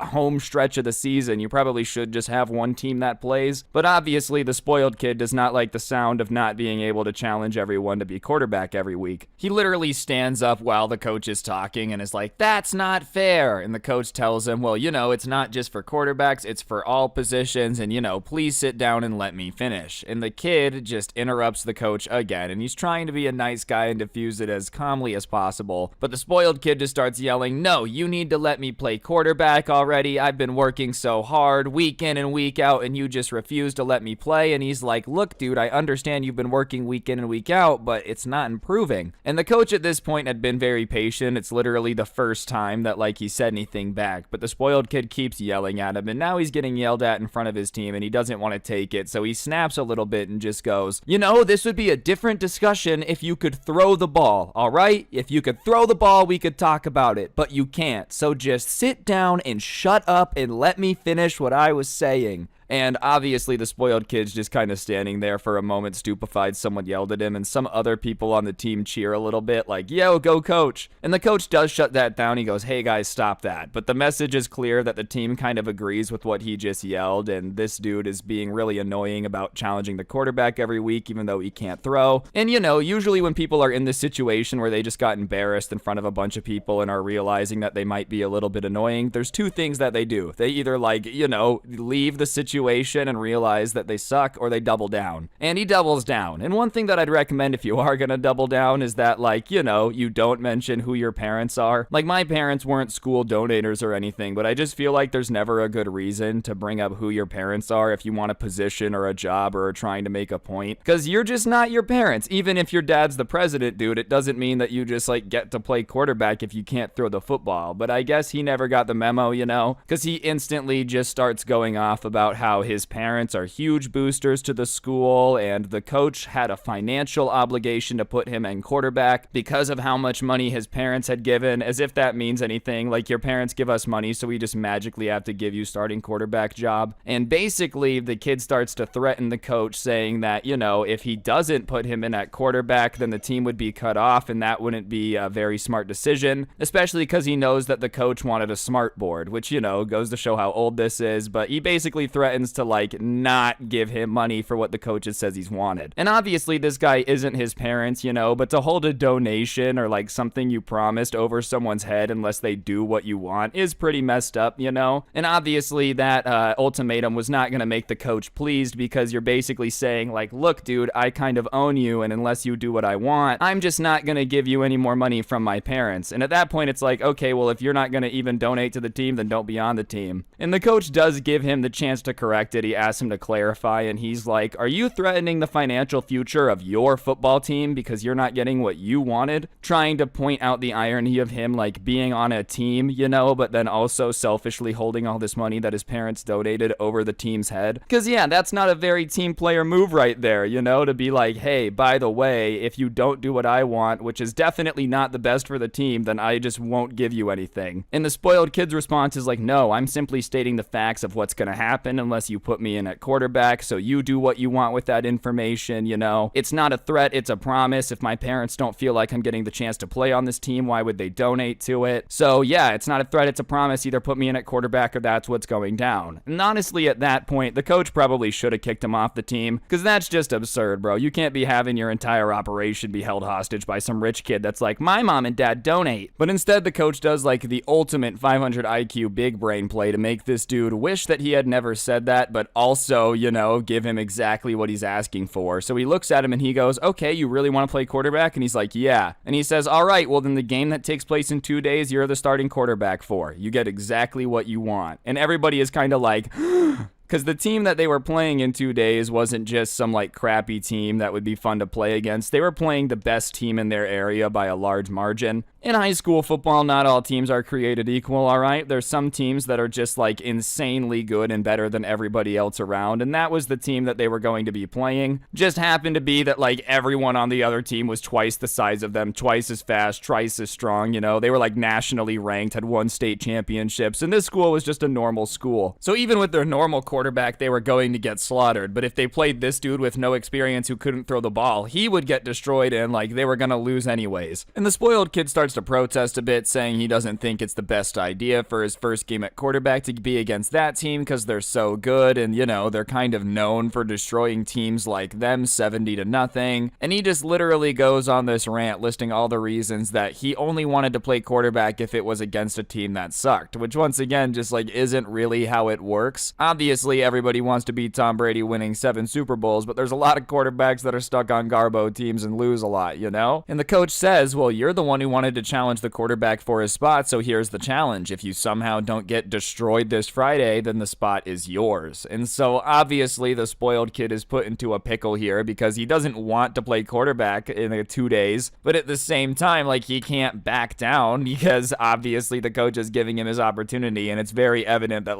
this is his last chance to try. try. If he doesn't try now, then the coach can always just be like, look, I gave you the chance and you didn't want to. So he accepts the offer. And obviously, if the game's in 2 days, it means that they only had one more practice before the game to get him used to playing quarterback. And that's just not enough time to learn how to run a football offense, even if you have a bunch of experience, you know? Like, imagine just joining a brand new team for a sport you play and learning everything in a day. That would be hard. Now imagine you also have no experience at the position. Yeah, there's literally no chance that in one day you can learn enough to do good, especially against a good team. And during that practice, it just becomes insanely evident that this is going to go poorly. He just can't throw the ball, you know? He's having a hard time doing handoffs to the running back. He keeps forgetting the counts to snap the ball. He's just doing horrible. And like I said, you would think if he had literally spent hours and hours in the backyard practicing that like most of this stuff would have become relatively easy to him at some point, but it's just going horribly. And a lot of the players are looking to the coach to do something, but he just holds strong and is like, you're playing quarterback. In fact, the practice itself had gone so poorly that like after practice in the huddle, the spoiled kid himself started to admit that it probably wasn't the best idea for him to start, but the coach cut him off when he's in the middle of like, I don't know if this is the best idea, and he said, well, this is what you wanted, right? And he's like, yeah, and he says, all right, well, this is your chance, otherwise you're never getting a chance to play quarterback again. And just the way that coach said it wasn't trying to be mean, it was just a very matter-of-fact statement of like, you've been bugging me about this for months, stop complaining about it now. And the spoiled kid was way too prideful to be smart and admit that like, look, this is gonna go poorly, I'd rather just not. So he's like, fine, I'll do it, and I'm going to win, like you guys are all gonna see. And the entire team is literally rolling their eyes and groaning because they had just seen the same practice. And it's very evident that like, you know, they already were going to get slaughtered, but this is going to be a next level embarrassment simply because this guy just does not know what he's doing but keeps insisting that he's the greatest of all time. So the next day is game day and the spoiled kid is in his jersey going around the school telling everyone that like, oh, I'm the starting quarterback and it's gonna be awesome. You know, I stole the job from this guy because he just wasn't cutting it anymore and you guys should all come watch, because it wasn't at their school, it was at the other school. And you know, everybody who's on the football team is like hearing him brag to everyone and say that they should come watch the game, and they're confused because they're not sure why you would want people to come watch you lose. Even in a world where this spoiled kid was somehow like Aaron Rodgers, Tom Brady, Joe Montana mixed into one, right? If the rest of your team just sucks and isn't fast or strong, and the other team is just better than them, you're still gonna have yourself a bad time, because like you're just gonna get sacked every play, you're never gonna be able to have anyone catch the ball because someone twice their size is gonna take them from them. You know, it's just not going to be a good situation even if you're great. But you're not great and the other team is just better. Everybody else on the football team knew that this game they were going to lose, like even if their regular quarterback was playing, so they just didn't understand why the spoiled kid was insisting on roaming around the halls begging everyone to come watch, because it wasn't going to be something that he wanted people to see. You know, they knew that, but for some reason in his mind he's like, no, I'm gonna have a Disney Channel miracle here and somehow become the greatest quarterback of all time. And they just didn't really say anything to him because they were like, all right, dude, you made this bed, you're gonna lie in it. Anyways, the game finally comes and the spoiled kid is like listening to music before to get all hyped up, and the rest of the team is dreading this because they know that they're gonna get slaughtered. And the spoiled kid's just off in his own world being like,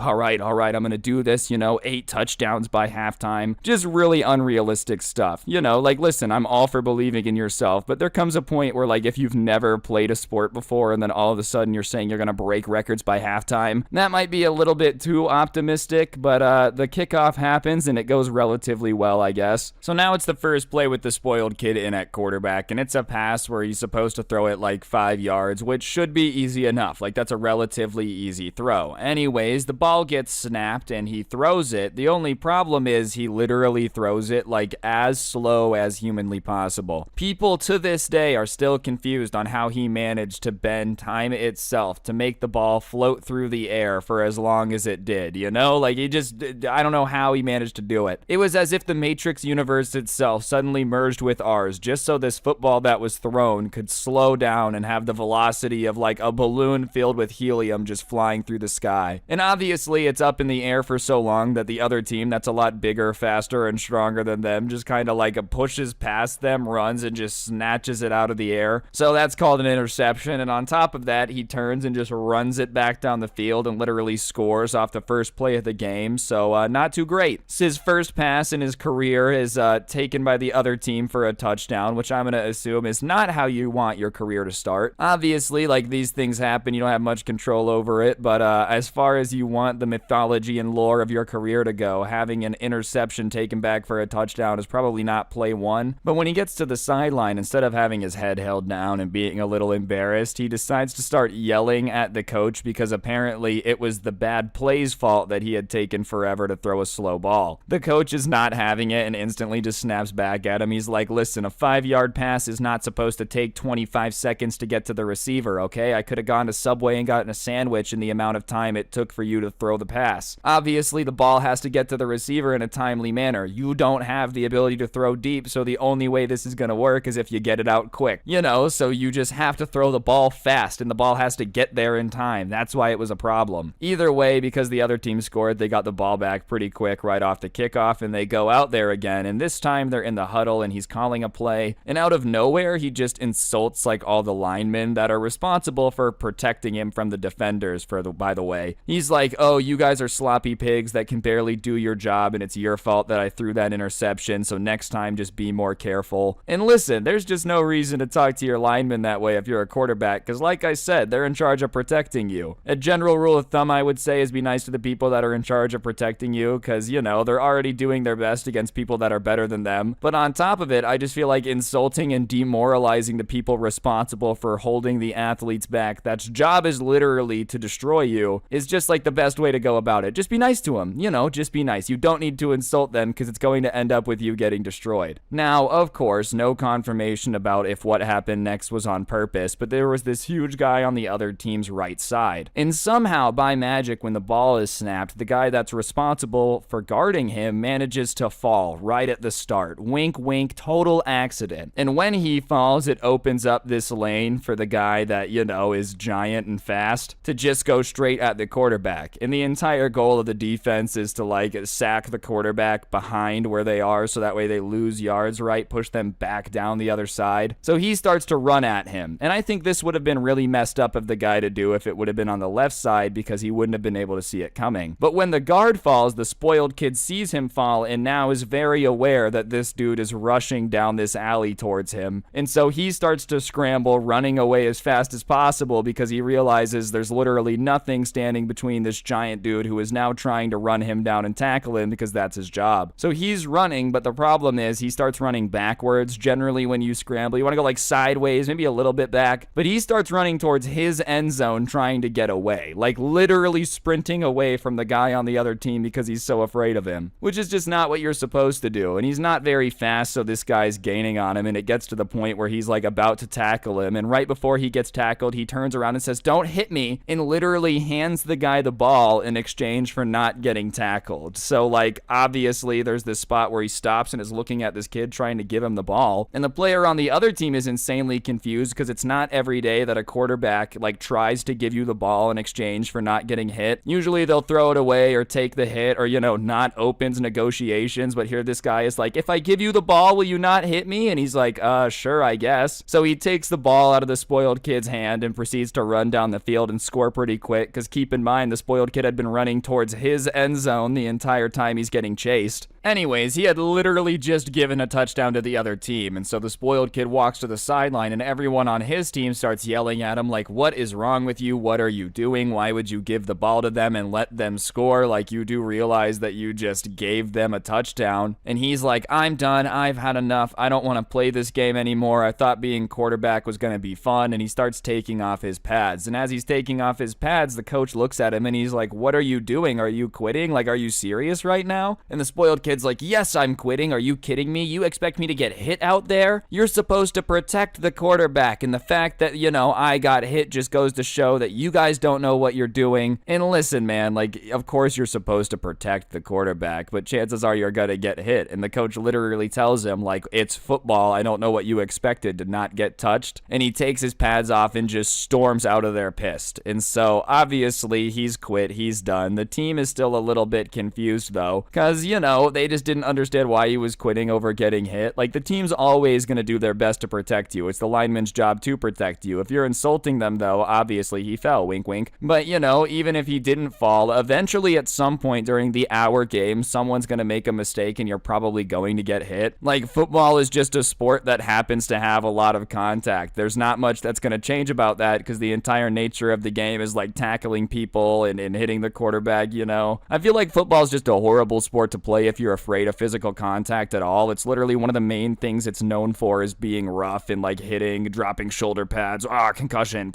Like, you know, that's not all it is. I'm a football fan, but like, let's be honest, if you're afraid of getting hit, you probably shouldn't be playing football because it's just going to happen. Either way, though, he had quit because apparently he just thought there were rules in place to make it illegal to touch the quarterback, and I guess the spoiled kid had just quit the team. They ended up putting the starting quarterback back in, and, you know, as much as I would love for there to say that there's like some Disney magic comeback here, it wasn't happening. They still got slaughtered. They did manage to score once, but like I said, the team they were playing was just so much better than them that like it didn't really matter who was going to be at quarterback. They were just going to lose, which is why it's even funnier that like the spoiled kid took it so personally, you know? It was just reality that it was not going to go well. Even the person way better than him didn't do any better. After the game, though, the spoiled kid had left, but the spoiled kid's parents start walking up to the coach to talk to him, and all the players are kind of nervous because they're expecting him to get yelled at and reamed out for not letting him finish the game as quarterback. But they're actually super understanding, and they start telling the coach, you know, thanks for giving our son a chance, but it's pretty obvious that he's not too cut out for this. I mean, you know, it's not every day you watch someone give away a touchdown. And they laugh a little bit, and they're like, well, you know, thank you for giving him a chance because he's wanted to play quarterback forever. They had been at the game to watch their kid play, and obviously when their kid had cried and handed the other team the ball, they realized that the crap he had said about, you know, the coach being out to get him and not getting a fair shot wasn't really true. He just wasn't cut out for playing quarterback, and the coach was just telling him he wasn't cut out to play quarterback. So they said that they would continue to support the team, you know, and it wasn't really a big deal about their son not playing quarterback, and they just wanted to come clarify because they didn't want him to think it's personal that they're not going to be at games now that their kid's not playing. So his entire plan of like holding the money for the smart board above the head didn't really work because they just kind of realized football is not for you, kid, which is probably the best move if you're going to quit when you get tackled. Either way, the coach did get his smart board GG. The kid left, and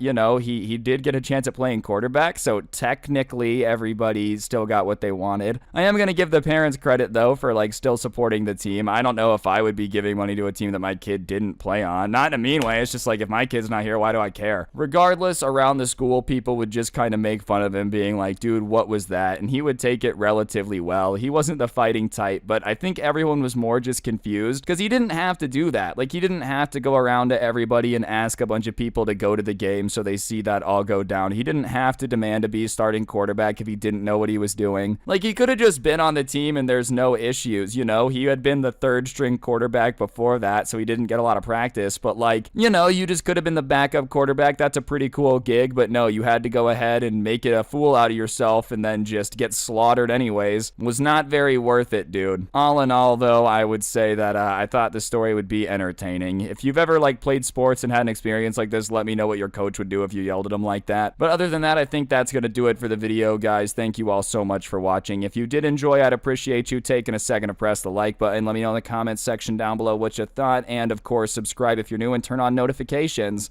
If you really want to help me out, I'm going to go ahead and put a link to the intro song down below, along with a link to my podcast, The Scuffed Cast, or of course, you could use code Scrubby at the G Fuel checkout. It's a great way to get a discount on G Fuel, helps me out, I'd appreciate ya. And last but certainly not least, I do go ahead and put some of my content up on Spotify, so if you want to check it out without gameplay or offline, I'll put that link in the top of the description. Feel free to go check it out. And we also have the coolest merch to ever exist, which can be yours by visiting the link in the bottom of the description, so you should definitely go ahead and do that. It's pretty fantastic if you ask me. But on that note, that'll officially do it, guys. Thank you all so much for watching. Don't get anyone pregnant. If you do, make sure they're hot, and hopefully I will see each and every single one of you guys next time with another video. I'm out. Peace. What's going on, guys? It's your boy Scrubby here, back again with another video. Hope you guys are having an absolutely fantastic day. I know I am. Today, though, I have a story time for you guys that is pretty entertaining about the time when I was 4 at the water park and this dude's dad literally tried to fight me. A grown man fighting a 4-year-old. Real talk, it should be pretty entertaining, and a big happy Thanksgiving to everybody. Hope you're having a good one with your families. Be sure to press the like button, or no joke, no scam, you will be cursed and a grown man will try to fight you. And without further ado, let's get right into the video. Boom bada bing, sling zing zing. I know that bitch like me. Yeah, looking fresh, all white Nike. Alright guys, so as I said, today's the story time of the time someone's dad tried to fight me when I was a little 4-year-old kid at the water park, which is genuinely insane, alright? I'm not quite sure if there's anything that could make me want to fight a 4-year-old, but regardless, I guess sometimes in life it happens, dude. Kids can get under your skin, you just gotta throw down in the middle of the public park, show everyone who's boss. So there's this water park in the neighborhood park by my house, and when I was a little kid, it was basically the coolest place to be ever because I was a little kid and it was a cool water park. There were these two like water cannons on it that were super sick. They were on these swivel turrets and they came out of the ground and they had pretty good water pressure. And the theme of the water park was like pirate themed, so on the ground was like a painting of a pirate ship and the cannons were where the cannons were supposed to be. There wasn't literally like a plastic pirate ship, okay? It was a public park, but you know, I could use my imagination because I was a little kid. So whenever little kid me would go there, you know, I was rolling around as the pirate god, Johnny Depp in it. Somebody call me Captain Jack Sparrow because I was up in the vibes. And obviously one day I'm like begging my mom to take me to the water park. I'm really trying to just get out there and play pirate, dude. I'm bored of being inside, and she relents and she takes me to the water park. And we pull up and I immediately run over to the water cannons. But when I get over there, there's like one kid who has his hands on both cannons on one time. Like it's literally one kid doing the Spider-Man stretch to like pull the both water cannons at once. This dude is literally recreating that scene from Spider-Man when he's trying to hold like both the pieces of the boat together with his webs and he's like, freaking out. Tom Holland being ripped. People say I look like Tom Holland. Instagram at Scrubby, by the way, always plug. He is literally full stretch to be touching both. Like we're both little kids, you know, 4-year-olds. So this dude is literally almost full eagle spread to be controlling both cannons at one time, and it doesn't look very comfortable. Like it looks like somebody trying to do the splits that's never practiced it before. You're not quite sure if they're just stuck like that or, you know, if they just not sure how to get out of it. I genuinely just didn't know if this kid even meant to try to be controlling both. So obviously I do the logical little kid thing and I walk up and ask for a turn on one so my imagination can get to pirating and not looking at this kid doing some weird yoga moves to try to control two water cannons at once. And even then, man, you ever heard the saying that like no one man should have all that power? Dude, I'm just saying no one kid should control two water cannons. That's a little too much power for one person. My goodness, presidents get corrupt enough, and we're gonna give somebody the power of both water cannons on the pirate ship? I think that's gonna lead to somebody with some serious ego issues. The kid just looks at me with this face of disgust, man, and I'm gonna be honest, it looks like I just asked him to sniff a rancid fart. Like, not like I just asked for a turn on a water cannon. He's looking at me like I just asked him the most insulting, degrading question ever, and I literally just asked if I could have a turn on one of them, because he's got his hands on both of them. And he's just kind of sneering at me at this point, and he snaps and he's like, this is my park, and I need to get out of this way, because he's playing with them and they're his, and he doesn't have to give anyone a turn. Which, like, alright, okay, that's a little bit rude, you know, I may have only been 4, but even I realized 2 obvious things about this dude. A, he was rude and his breath smelled like anchovies. Like, how you gonna be so young and have such awful breath, dude? You're 4. You have the teeth of a crackhead. I know those are your baby teeth, but Jesus, dude, like, I take better care of them. And B, parks couldn't be owned by one person. Like, even if you were a cool kid, okay, you didn't own the park. That's not how it works. Even 4-year-old me was aware of the idea of public property. So, you know, obviously at this point, I'm looking at this kid hogging both water cannons. He's just kind of being a jerk, saying he's not gonna give me a turn. And then saying that he owns the park, which I know for a fact isn't true. And I'm like, dog, it's just not that deep. Just give me a turn on the water cannon. So I point out the obvious, which is that he didn't own the park and that he really had no right to like be hogging both water cannons. And you know, if you've ever talked to somebody who's just being a jerk, the problem with like pointing out the obvious or the logical things is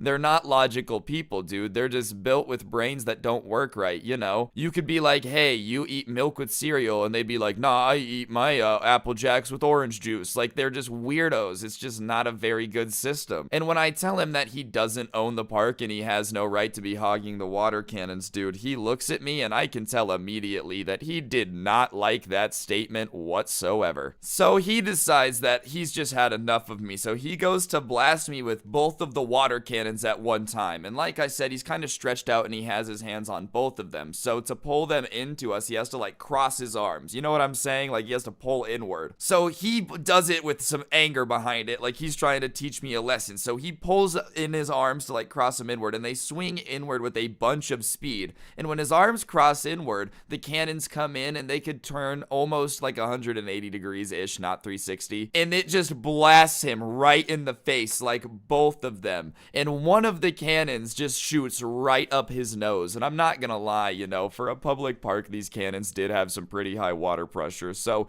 he's trying to act all cool. He swings these cannons around, blasting himself in the face. One of them blows right up his nose, which I'm sure did not feel very good. Even just swallowing water down the wrong pipe doesn't feel good. Getting water up your nose the few times I've done it doesn't feel good. Now imagine a water cannon just blasting it up your nose when you're completely unprepared for it, dude. Blasting him in the face point blank. My bad, I can't talk. So after blasting himself in the face and shooting water up his nose, though, there was these little like rubber stopper things on the spinning part of the cannon that prevented them from spinning 360, you know, like they were just these little rubber grommets that were supposed to gently kind of bounce the cannon back the other way if you were swinging them. Well, because this dude had like literally yanked with all of his little kid might, these cannons are flying, so when they smack into the rubber stoppers, instead of like gently coming to a stop, it did what rubber does and just kind of like pushed them back out. Well, because we're little kids and we don't weigh a whole lot, when they go flying back out, his arms uncross and the handles kind of fly outward, and it throws him forward. So all of his weight goes flying, and he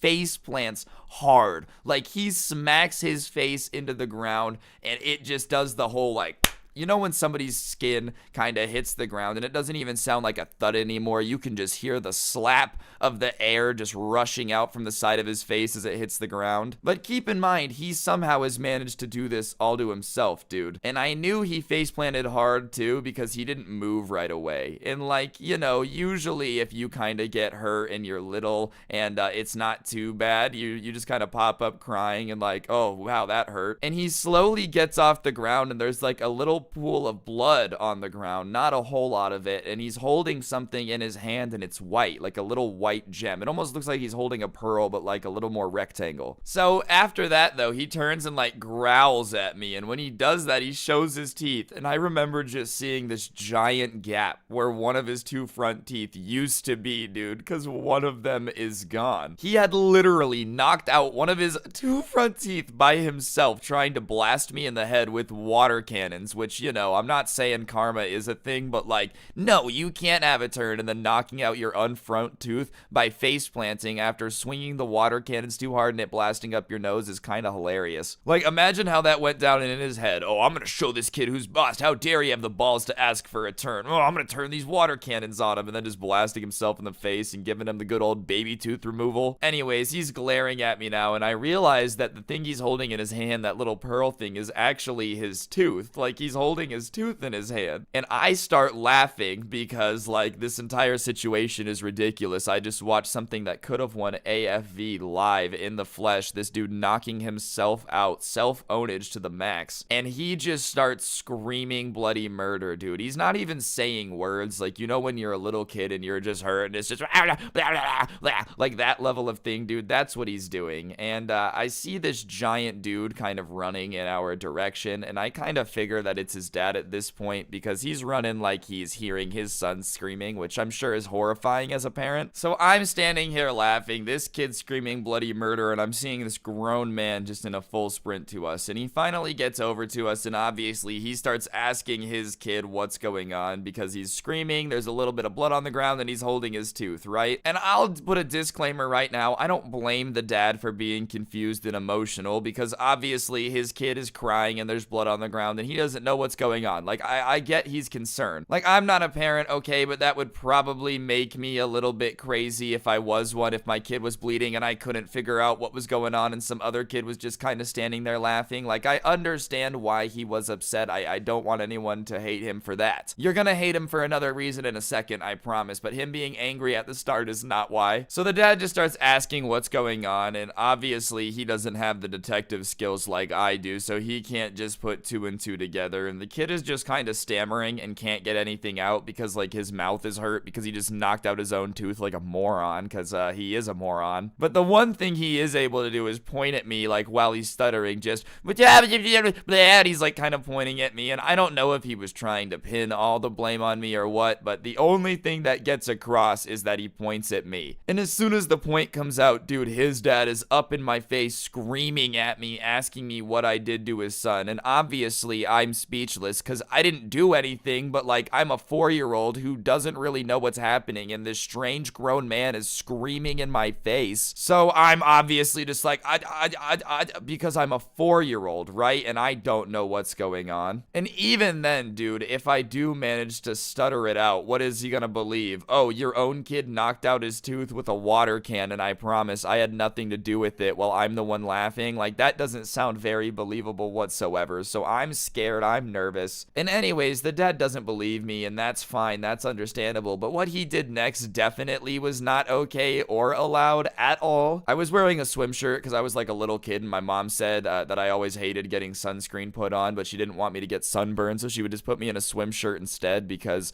I don't know, now I wear sunscreen, but like, yo, when I was a little kid, bro, I was really not trying to stay still and have like that cold lotion rubbed all over me. Ugh. Anyways, I'm wearing this swim shirt, and I'm a little kid, a 4-year-old, and this grown man grabs me by like the front of my shirt, you know, like the collar of my shirt, and lifts me off the ground with it. Now, I get being mad, bro. I get being concerned, trying to figure out what's going on with your kid, dude. But if you start lifting up 4-year-olds by their shirt to threaten them, that definitely means you're the bad guy in the story, bro. Like, regardless of how much your kid is crying, I don't know how you can lift a 4-year-old up by the shirt, see the fear in his eyes, and be like, aha, this is still appropriate. I am definitely doing nothing wrong. I don't think I've really described the dad yet, so let me do it now since I'm literally face to face with him as he's holding my collar and I've got nowhere to go, dude. I'm not trying to stereotype too hard, but you know the type of guy that definitely needs to compensate with like a big truck. He definitely needs to compensate. He is literally one of those guys. Like, that's him, you know? Facebook didn't exist at this time, but if it did, this guy would be the biggest customer of those hoodies with the really stupid sayings on the back that don't mean anything. I'm a June man who loves fighting, bacon, whiskey, and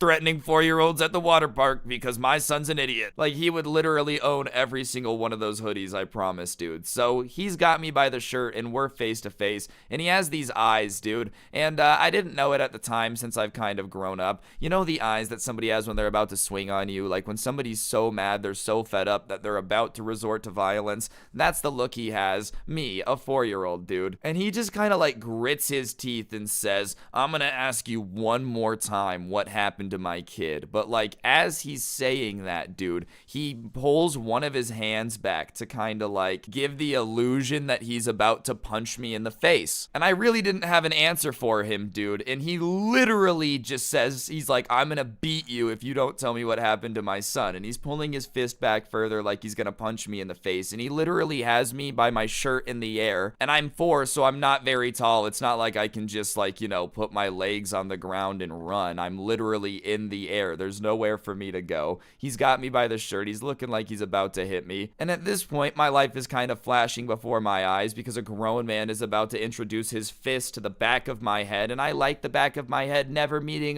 his fist. Like, I would just prefer not to have that happen. So I decide that the only thing that I can do, and the only thing that I can even think about doing to get out of this situation, is to just start swinging my feet like a madman, just trying to hit anything I can, you know? Like, I'm not too sure if I'm actually gonna be able to get out of this situation, but whatever, I gotta try. So I just start swinging my feet like crazy, trying to hit anything that I can. Somehow, by the grace of God, dude, I managed to connect my little light up water shoes right into his crotch. And so obviously, as a grown man, when my foot just like swings into it with all my little kid might, he just lets go of me and I drop down. And I decide at that point that like, I gotta get out of here, bro. I'm gonna use my little legs to get anywhere as fast as I can. And I decide to go to my mom mom because it's safer than floating in the air with this dude about to punch me in the face. So I just start taking off. I'm running through the water park like a bull in a china shop, just sprinting. I don't even care where I'm going at this point. And I look back at one point and I see he's chasing me. He is in a full sprint after me, dude. So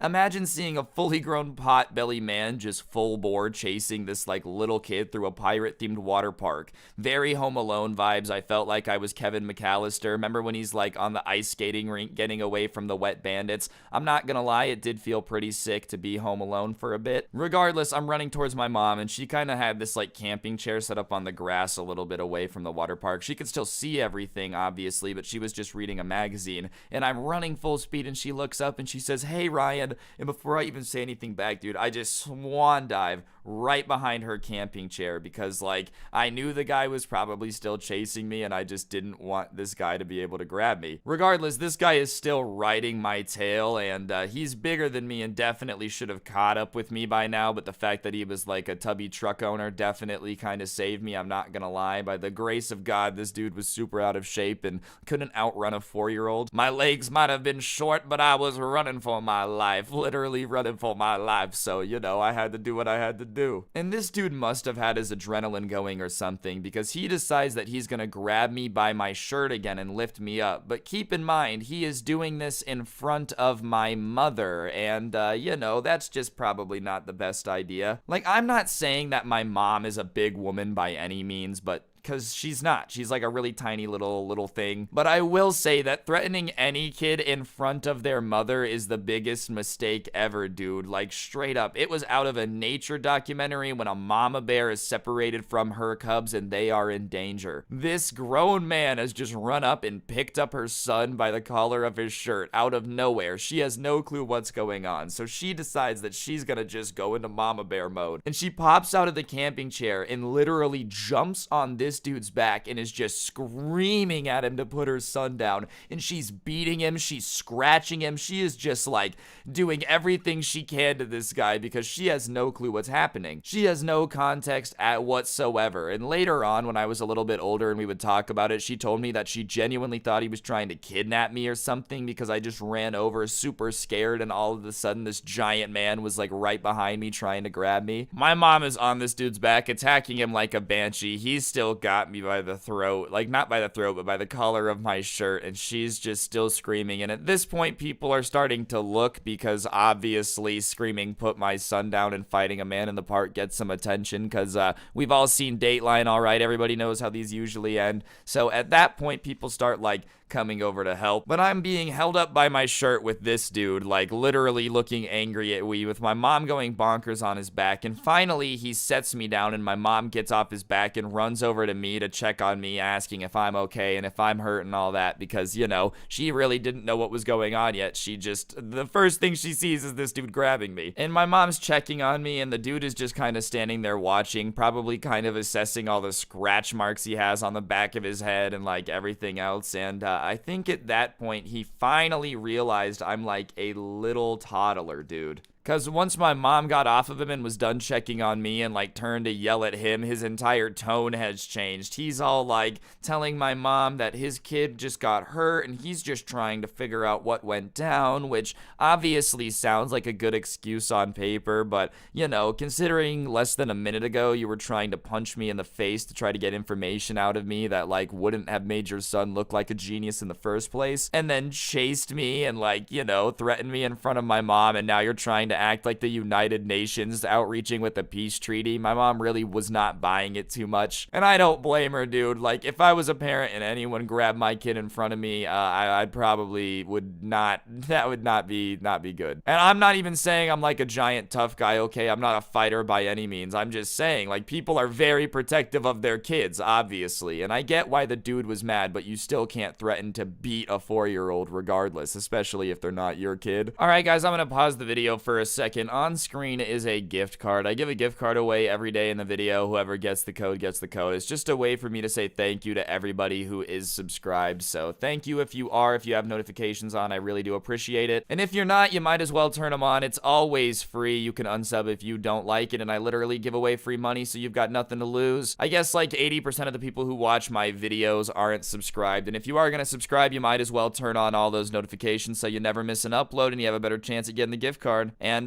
yeah, on that note, thank you so much to everybody who is subscribed. Let's get back into the video. At this point, though, his kid comes up with another mom and her kid, and she starts saying that she saw the whole thing and she can clear it up. And my mom trusts her more, obviously, because, like, you know, she just kind of seems uninvolved and she just wants to explain what happened. So she finally starts explaining to everyone that this kid was hogging the water cannons and that he did, in fact, somehow manage to knock his own tooth out by himself with the water cannons after blasting himself in the face. And the shame on his face when she's explaining this was hilarious, dude. Like, he was so embarrassed that I'm not gonna lie, I would be embarrassed too, especially if my dad was like in the middle of trying to fight a kid because I'm an idiot. Dad, listen, I know you're gonna be mad at me, but I kind of knocked out my own tooth. Please don't fight that child. Oh my god. Which, you know, I will say too, thank God this lady did see it, because if not, I would have been screwed. I would have been having people to get to believe, to like trust me on this one, that this kid was dumb enough to knock himself out with a water cannon. Yeah, my mom was on my side, but even my mom would have been like, so you're telling me that this kid somehow knocked himself out and knocked his tooth out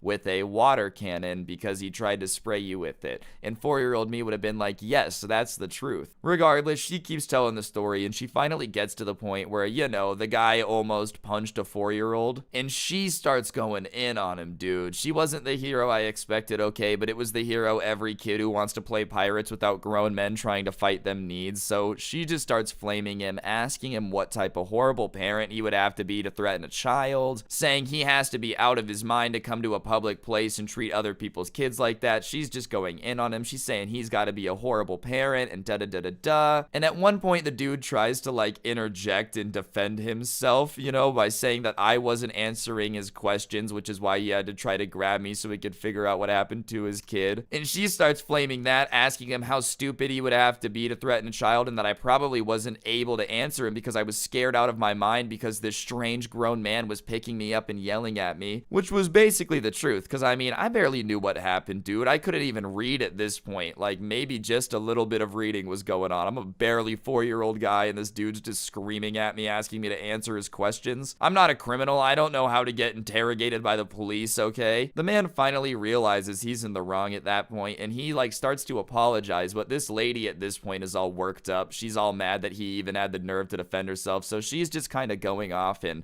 you know, my mom and I are just kind of standing there. My mom's holding me because I'm still scared, and she starts yelling that like he better get out of there or she's gonna call the cops. And the second that she mentioned the cops at all in any way, shape, or form, dude, this guy turned as white as me, like as white as a ghost. He did not look very happy about the idea of the cops coming, dude, and he grabs his kid, not by the shirt this time. I guess that's a right exclusively reserved for other people's kids at the water parks. He wouldn't ever grab his own kid by the shirt like that. And he just starts kind of like speed walking towards the parking lot. If you've ever seen the Malcolm in the Middle episode where they're wearing like the funny hats and speed walking, that was kind of what it gave me the vibe of. So genuinely, based on his reaction to the cops, I'm pretty sure now that he either had warrants out or like didn't want to explain to the cops why he had to fight a 4-year-old for some reason. Because listen, obviously he was gonna skedaddle regardless, but like she mentioned the cops and it looked like she just said Voldemort and he was Harry Potter. Like that was the level of fear in his face. So he's trying to get out of there, and I'm gonna be honest, I definitely wouldn't want to have to explain that either. Like there's no way trying to justify fighting a toddler as a grown man, especially to a police officer. Well, you see, officer, you know, he was kind of being aggressive towards my son. He was hogging the water cannons, but still, he probably should have been a little bit nicer. And the guy would be like, dude, you're 37. What are you doing? This kid can't even read. Like, what's wrong with you? Regardless, while he's trying to escape, this new lady is having none of it. And she starts, like, speed walking after him, just yelling whatever comes to mind to just get as much attention over there as possible. And my mom at this point is like, like, yeah, we're not gonna follow him, because she knew the dude was a little nuts for even getting into it with like a 4-year-old in the first place, and she didn't really want to see what happened if we followed him. So she just kind of said at that point that we were gonna go home, and I was like, yeah, I'm alright with that. As much as I loved the pirate water park, playing pirates was definitely not on my mind anymore after that, dude. I was kind of okay with just going home and watching TV for a while. I will say though, I did get some sympathy ice cream on the way home. That was pretty cool, and I actually did get Lego Star Wars because of it, which started my video game addiction. So in a weird way, if this guy never threatened to fight me at the water park, I wouldn't be a YouTuber, because Lego Star Wars is what got me into gaming, which is what got me into YouTube. So in a very roundabout way, a grown man trying to fight me made my career. Wouldn't you look at that? Always look on the bright side, guys. However, as much as I would love to say that that's the end of it, dude, we actually did end up bumping into him a couple weeks after all of this went down in Target. I was still a little kid, obviously, but I remember this instance because it was one of like the most bizarre times ever where somebody was horrified of my mom. So we were just kind of shopping, going around the corner, and I'm sitting in that part of the cart that's kind of up at the top where they have little kids sit, obviously, because I was a little kid. I don't know why I'm having to explain to you that the little kid was in the little kid part. Anyways, we come around the corner and there's this guy there, and he recognizes my mom first, dude, because his eyes get all white and he gets all flushed again, or like wide, and he almost, you know, looks like a bit earlier when that lady said she was gonna call the cops, like that level of nervous. And she just kind of looks at him and says, "Oh, hello," because my mom didn't really know what else to say. I don't know. What do you say to the person who's like trying to fight your kid? "How do you do, sir? Are you feeling better on this fine day? Finally got some anger management classes?" Like, I don't know. And regardless, he just starts saying like, I'm really sorry. And my mom's like, okay. And he literally abandons his cart and just starts like running towards the exit at a full sprint, dude. And my mom obviously didn't like this guy, but I don't think she was about to call the cops or anything. Like, you know, we were just in Target. But this grown man abandons his cart and just takes off towards the exit in a full sprint. Even though nothing really happened after the park incident, like we didn't really pursue it any further, you know, it's not like we were trying to hunt him down or anything. Apparently it stuck with him enough to like strike fear into the soul of his heart that if he were to ever see us again, he just had to run. I'm not gonna lie, it was hilarious too, because like, I've never seen someone be in so much fear of my mother. She's not very scary. She's pretty short, you know, like she's just not intimidating at all. And to see this grown potbelly man that tried to fight a 4-year-old get intimidated by her was just kind of funny, because it's like, oh, yeah, you're Mr. Tough Guy when you're trying to fight a 4-year-old, but once his mom's in the room, you're gonna run away from us in a Target because you just can't handle the pressure, dude. All I'm saying is if you're gonna have like gun around fighting kids, you might as well just also be as much of a jerk to fight their mom, because it's like, nah, I pick my battles. I only like fighting 4-year-olds because they're way easier to beat up, is basically what you're saying. Regardless, that was the last time I actually have seen him since. I mean, maybe I bumped into him since, but I'm a little bit taller now, so I doubt he recognizes me or wants to fight me at this point. Seriously though, I know this story was really long. I figured I would crank out a very long story time because it's Thanksgiving and I'm thankful for all of you guys. You really do make my dream job possible and I appreciate it a lot, so thank you from the bottom of my heart. But on that note, guys, that's gonna do it for the video. Be sure to like, comment, subscribe, turn on notifications, all that good stuff. If you don't know what to comment down below, just go ahead and comment the word pirate down below. Let's throw it back to pirate imagination time. If you comment, it just helps the video do better in the algorithm. I appreciate it. Other than that, my TikTok is at Scrubby Stories. I post little highlight videos on there. I also have my TikTok at Scrubby, where I just kind of post funny videos. I have more content, which is obviously the Scuffed Cast. You guys can check that out. Link will be down below, along with the intro song. My Instagram's at Scrubby. Twitter is at Scrubby_69. Gotta keep it fresh and funny. And if you look at your screen right now, I will say that you are actually seeing the coolest, freshest, most fantastic merch to ever exist on the YouTube platform. This is the Haha merch. It's pretty fly if you're in the mood for like a Christmas hoodie or anything. It's pretty comfy. I recommend it. I wear them pretty often, and they're pretty swag-tastic. You know, I had to plug the merch. You know how it goes. You always have to stay plugging. There's also the OG Sub Club hoodie, which will be going away when the main channel hits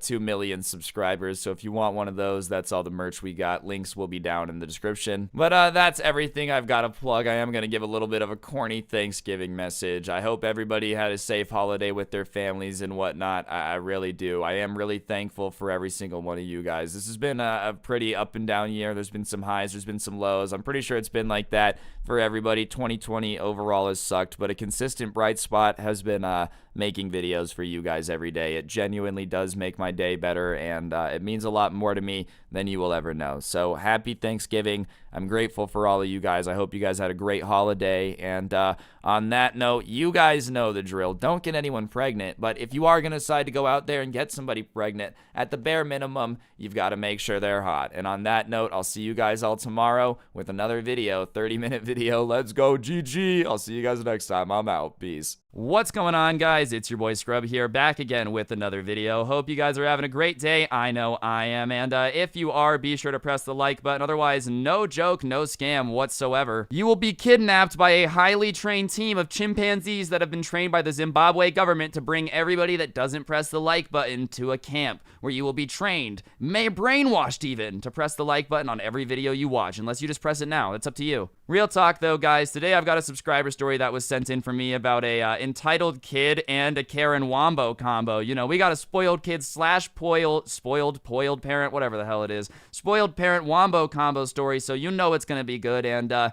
yeah, without further ado, let's get into it. For you, I swear that's all I wanna do.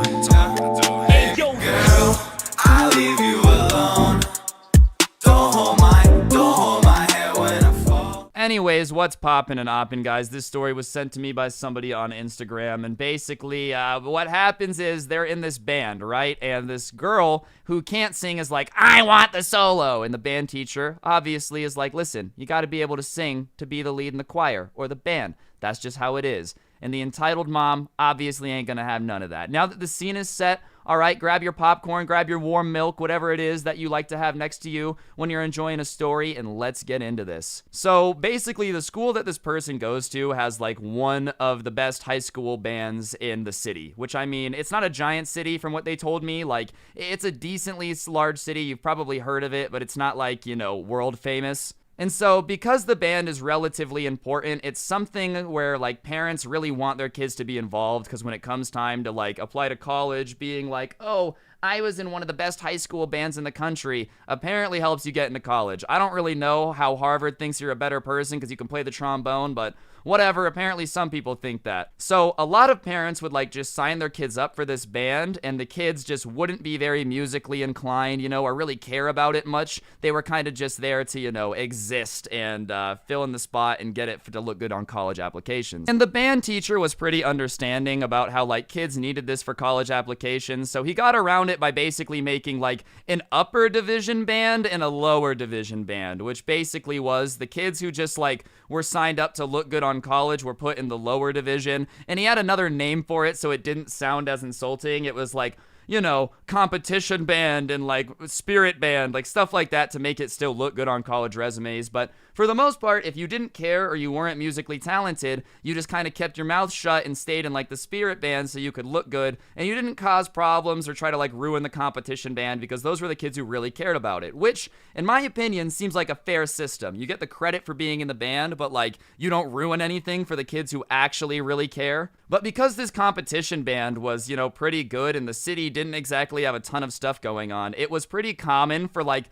people to actually come to football games and stuff to watch the band, which sounds crazy to me. Like, I grew up in Las Vegas, so the idea that people actually want to go to a high school football game on a Friday night is pretty foreign to me. Like, there's always something better to do in Vegas, but I guess if you live in a place where there's not a crap ton else going on, I can understand why you'd probably be like, oh, let's go to the football game and watch this band play, I guess. I don't know. I'm also just not a ginormous fan of, like, band music. Like, I've never been like, hey, yo, bruh, let's get some of that high school marching band mix up in this place and turn up. But maybe that's just me. Regardless, because people would, like, come watch the band, and it was kind of something that was important, you know, and like whenever they would perform at the football field, all the parents would be like, oh my god, the band's amazing. There was one girl, though, who was in the lower band, like the JV band, and she was one of those girls that thought she could sing, you know? Like, she'd be like, oh my god, like, fine, I guess I'll sing it, but, like, I'm not good. Amazing Grace! And, like, try so hard, you know, covering their ears, like, doing all that type of stuff. She was one of those girls who was like, yeah, I'm kind of a singer, I'm not that good, though, you know?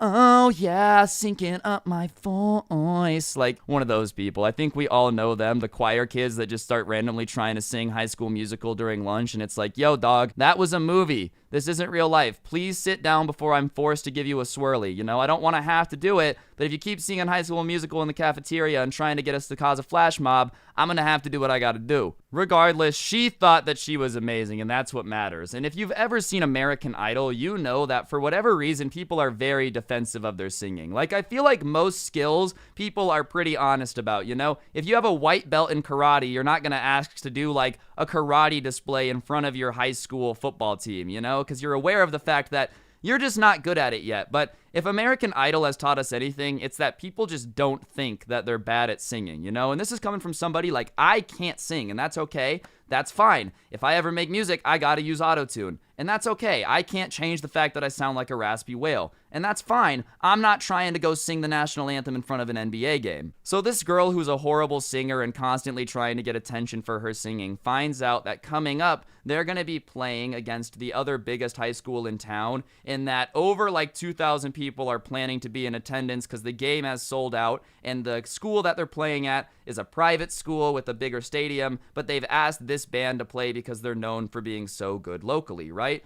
So she finds out, and at the time, the competition band started with somebody trying to sing, you know, like there was like a little vocalist part. And immediately, this girl that can't sing is like, I deserve the solo. And the second somebody opens anything with I deserve blank, it immediately just rubs me the wrong way, because this is a sad fact of life. Nobody really owes you anything, you know? Like, you're not owed anything. You don't really deserve anything. Other than, like, human respect and decency, you know? Human rights you're entitled to. But nobody owes you, like, singing in front of 1,000 people. Like, you don't deserve anything in that regard. You know, if you got the talent, sure, you can earn it. But, like, oh, I deserve to just sing by default. Everybody else who wants to sing, no, they don't deserve it. I do. I deserve it over everyone else in this school. That type of attitude is just kind of toxic, you know? Like, it's just very entitled to assume that you are by default the best singer and you deserve it. So, regardless, this girl is convinced she deserves it. So she goes to the band director, and the band director is obviously like, nah, I hear you singing during class, and you have the pipes of,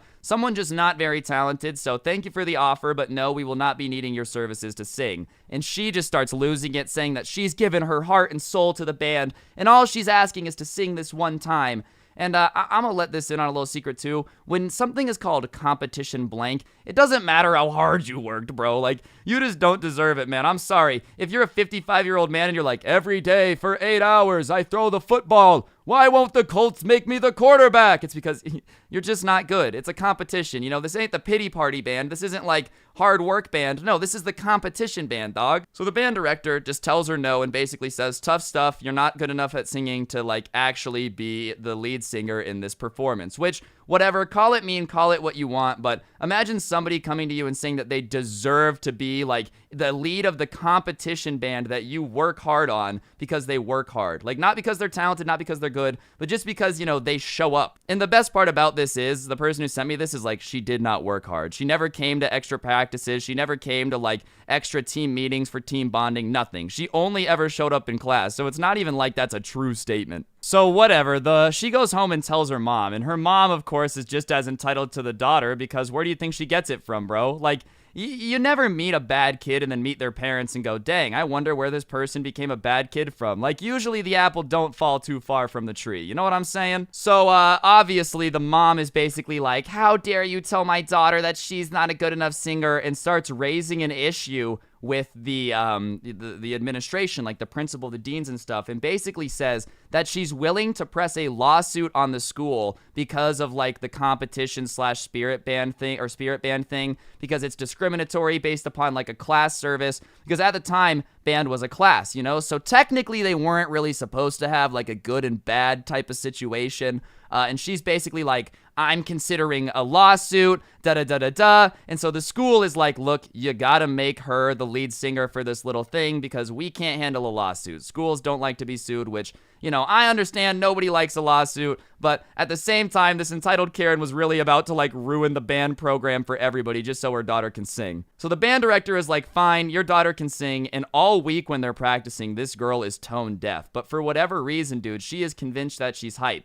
And nobody's telling her how bad she sounds because everybody's pissed that she has to sing in the first place. Like, it's not a secret that her mom had come in and pulled some strings to get her behind it, so nobody in the band was really trying to, like, help her out and tell her that she needed to sound better. They're all hyping her up, telling her she sounds great, and she sounds awful. And the band director's not saying anything because it's not even like he wants her to be the singer, dude. He got forced to do this, so he's just keeping his mouth shut like, fine, I'll stay out of the way. So whatever, the time comes and like this private school has a nice little football. It's not a stadium. That's probably a little intense, but 2,000 people are crammed into like the bleachers / the seats to watch this game, dude. And the halftime comes and the band goes out, and sure enough, this girl starts singing, and it sounds god awful because she just can't sing. And I don't understand what this girl's mom was trying to do, dude. Like, you're gonna help your daughter by just making her embarrass herself in front of all of her peers? That seems like the exact opposite of what you want. Like, if I have a kid, right, and he's awful at singing, and he asks me to let him sing in front of people, I'm gonna have to sit him down and go, look, son, you can't sing. And we're not talking about an 8-year-old here. We're talking about, like, a 17-year-old, somebody close to adulthood. Friends don't let friends, like, embarrass themselves this badly, regardless of whether or not they're your kid. So the daughter is singing, and it's obviously terrible, and it's bad enough where everybody starts booing. And like, if you could imagine having 2,000 people boo you after thinking that you're a great singer, that don't feel too hot. So she finishes the song and like runs off embarrassed, you know, and her mom is like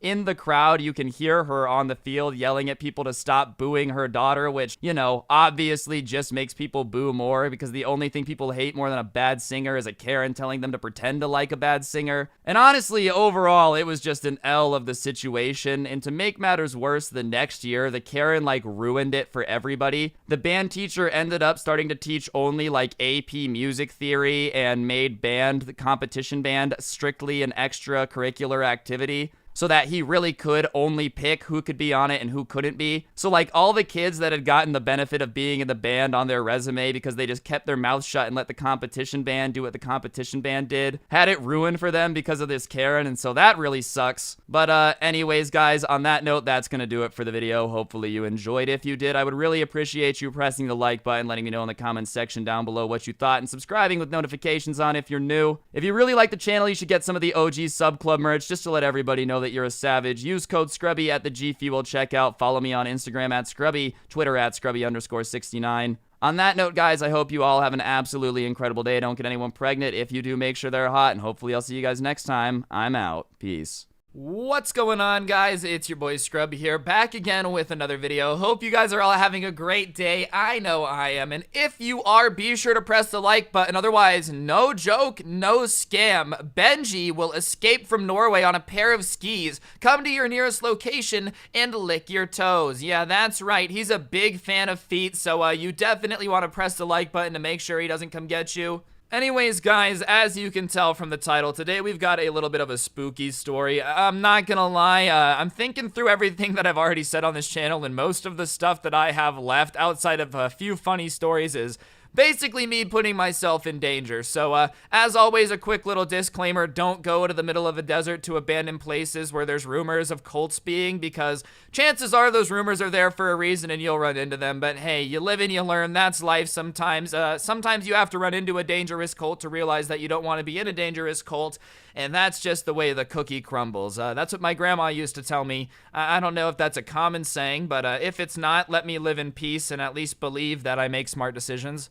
So, when I was 17, there started this rumor spreading around my high school, or I didn't start it, but like I heard this rumor that was spreading around my high school about this abandoned water park that was on the way to California. I live in Vegas, and there actually is an abandoned water park on the way to California. And there started to be this rumor going around my high school that there was this cult that would go there and like perform sacrifices, and there was all this crazy stuff all over the place.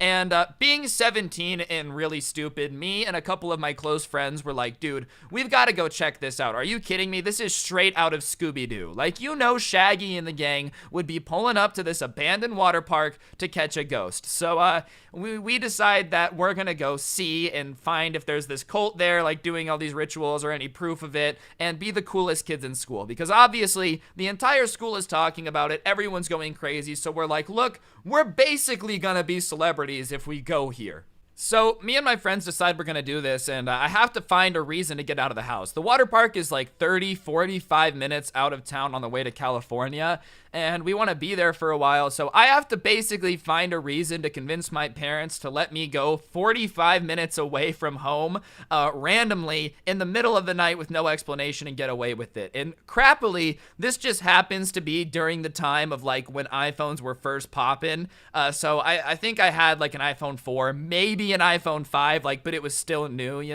so my parents could track my location, but it was still pretty primitive and new. So we're trying to think of ways to sneak out, and we're like, all right, here's what we're gonna do. This Friday night, everyone's gonna tell their parents that we're gonna go to blah blah blah's house and stay up late, stay up all night playing D&D. Yes, I play D&D. I'm a nerd. It's actually really fun. Don't knock it till you try it, because it's just straight vibes. But when we're there, this is at the time where you could like sign in and out of your Life 360 profile or like the Find My Friends app. So we're basically like, all right, we're all gonna sign in to iPads.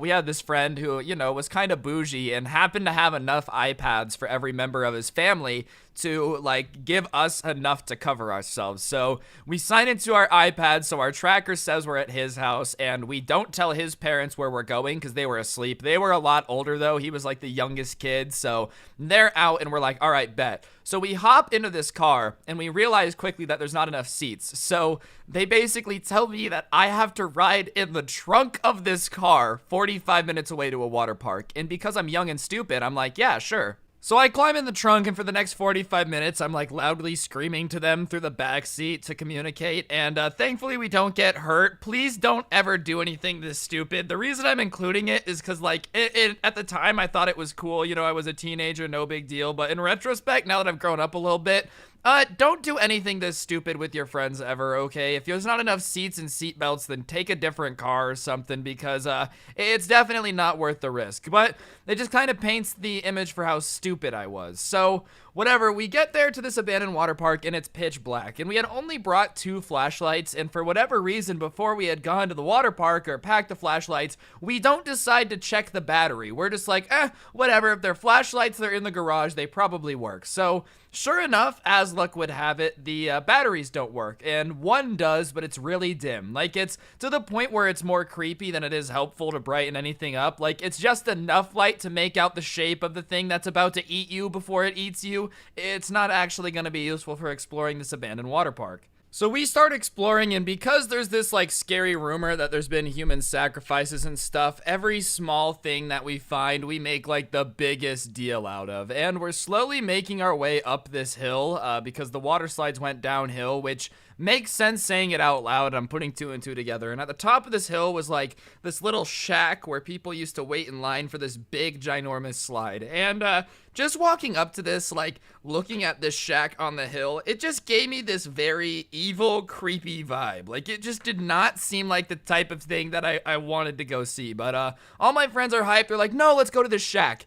And keep in mind, we don't have any flashlights, so it's pitch black. The only thing lighting up this water park is like the moon, and every now and then it's getting covered by clouds, and we have to stop and just sit in dark silence for minutes at a time. So I'm tired, the tension's getting to be a little much, and we're climbing up this hill to go to this like shack. And the entire time, this pit in my stomach is getting heavier and heavier. It tastes like I ate some really, really, really bad Taco Bell, and I'm feeling it just inch its way down my gut before it explodes into the toilet. Like, that's a very gross way of saying this, but I'm not feeling good. Like, it's just a bad feeling. And I trust my gut a lot. I don't really know, like, why I've always trusted my gut, but I trust it a lot, and I have a bad feeling. So I'm getting nervous, but I don't want to be the person that's a wimp. So we get up to, like, right outside of this little shack, and sure enough, everybody is not brave enough to go in. And I want to get out of here because at this point, everything in my body is telling me to run. Like, I don't know why, but my body is screaming run, but they don't want to leave till we see the shack. So I decide that I'm just gonna go in first. YOLO, blaze it, who cares? So I go in, and it smells horrible. And on the floor in like black spray paint, sure enough, is this ginormous pentagram, which freaks me out. So I back out and I'm like, oh my god, it's a pentagram and it smells horrible. And like everyone I'm with is like, oh my god, it's the smell of the sacrifices. And we're all freaking out and everybody's like, low-key scared. And then we hear car doors slamming. Keep in mind, it's like midnight in the middle of the desert, 45 minutes out of town and an abandoned water park. So immediately, everybody just hits the deck, like all of us, and it goes silent. And we're still freaking out because, you know, we just walked into this little shack, which, for whatever reasons, our dumb teenage brains is convinced was used for, like, human sacrifices. So we hit the deck, and we hear multiple car doors slamming, like, a few. So I look, and sure enough, we're at the top of the hill of the water park now. I can see where we parked over to the left, and to the right, there's, like, 4 vans. And there are tons of people out of these vans. When I say vans, it's not like a Toyota Sienna minivan. I mean those Mercedes vans that are made to take like tourist groups across the country. And there are 4 vans of people that are emptying over like on the right-hand side of the water park. So I'm kind of like, wow, that's weird. What a weird time to take a field trip, you know? And I'm focusing in more and I'm looking, and as my eyes are adjusting more and I'm seeing things,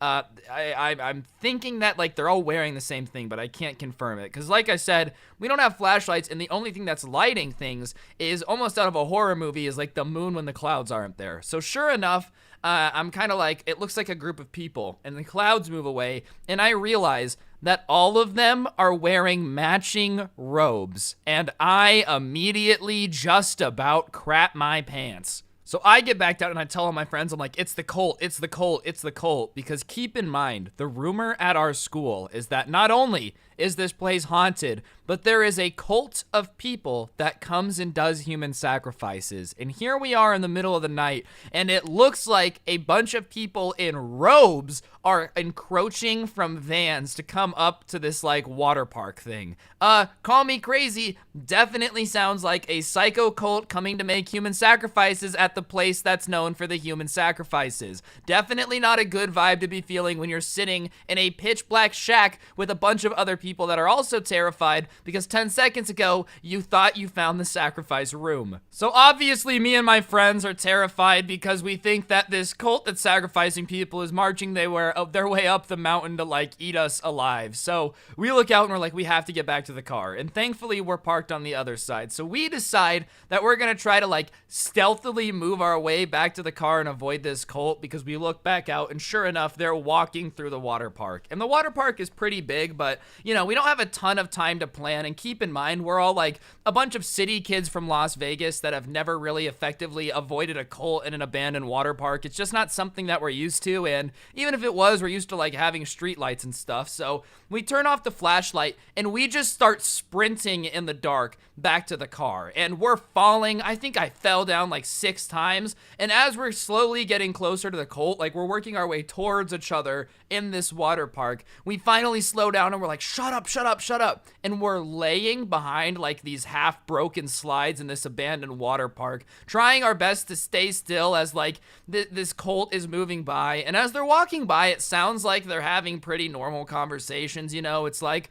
oh, how's the kids? Hope school is going good. How's Pete's job? You know, like that type of stuff. I'm not hearing anything about like, do you think the sacrifices know they're in the shack? But a bunch of people in the middle of the night wearing robes in an abandoned amusement park that you're pretty sure is haunted is definitely not the type of thing that makes you calm. Like, they could have been talking about unicorns and rainbows, and I don't care. I'm still definitely not feeling talking to people that are wearing creepy robes in the middle of the night in the middle of nowhere. I don't care if they have a good explanation. Everybody out here is stupid, myself included.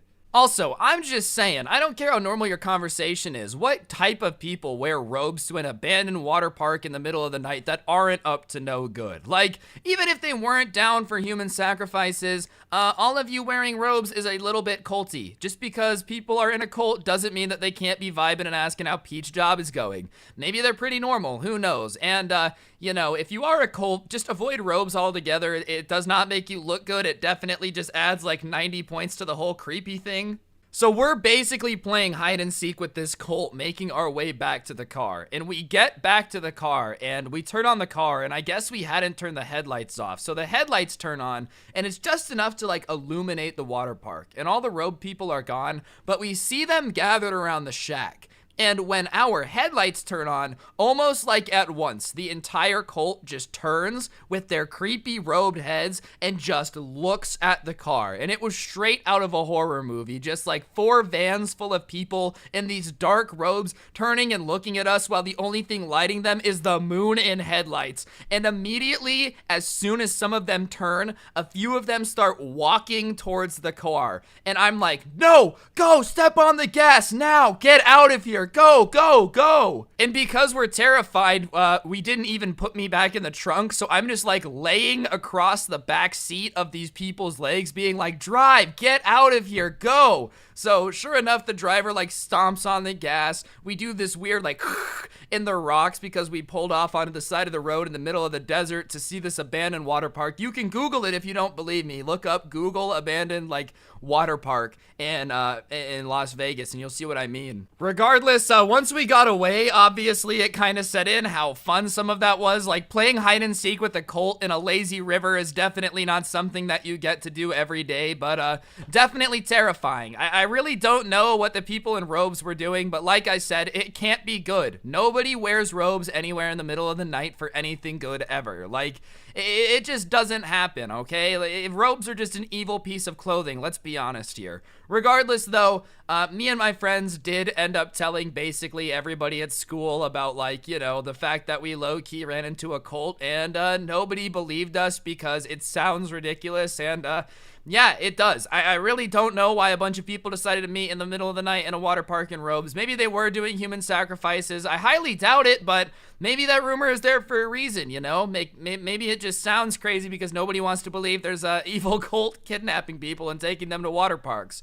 But on that note, guys, that's going to do it for the video. Hopefully you enjoyed. If you did, be sure to press the like button. Let me know in the comments section down below what you thought. If you really enjoyed this video, then turn on notifications. I post stuff like it every single day. And if you really, really enjoyed, you can support the channel extra by turning on notifications, checking out the merch store down below, joining the Discord server, or if you want some G Fuel using code Scrubby. Yeah, today's notification shout out for all you fantastic people that are doing their absolute best to turn on those noties. Marlo Meredith, big thank you for having on notifications. I really appreciate it. Hope you guys have an incredible day. Don't get anyone pregnant. If you do, make sure they're hot and avoid water parks at night, especially when they're infested with cults. I'll see you guys next time with another video, and I am out. Bang, bang. Peace. This outro was all in one take. What's going on, guys? It's your boy Scrub here, back again with another video. Hope you guys are having a great day. I know I am. And today I've got a story time for y'all I think you're going to enjoy from my time working at the movie theater. You know, it was an interesting job, definitely taught me a lot of things, but regardless, I think y'all will enjoy it today.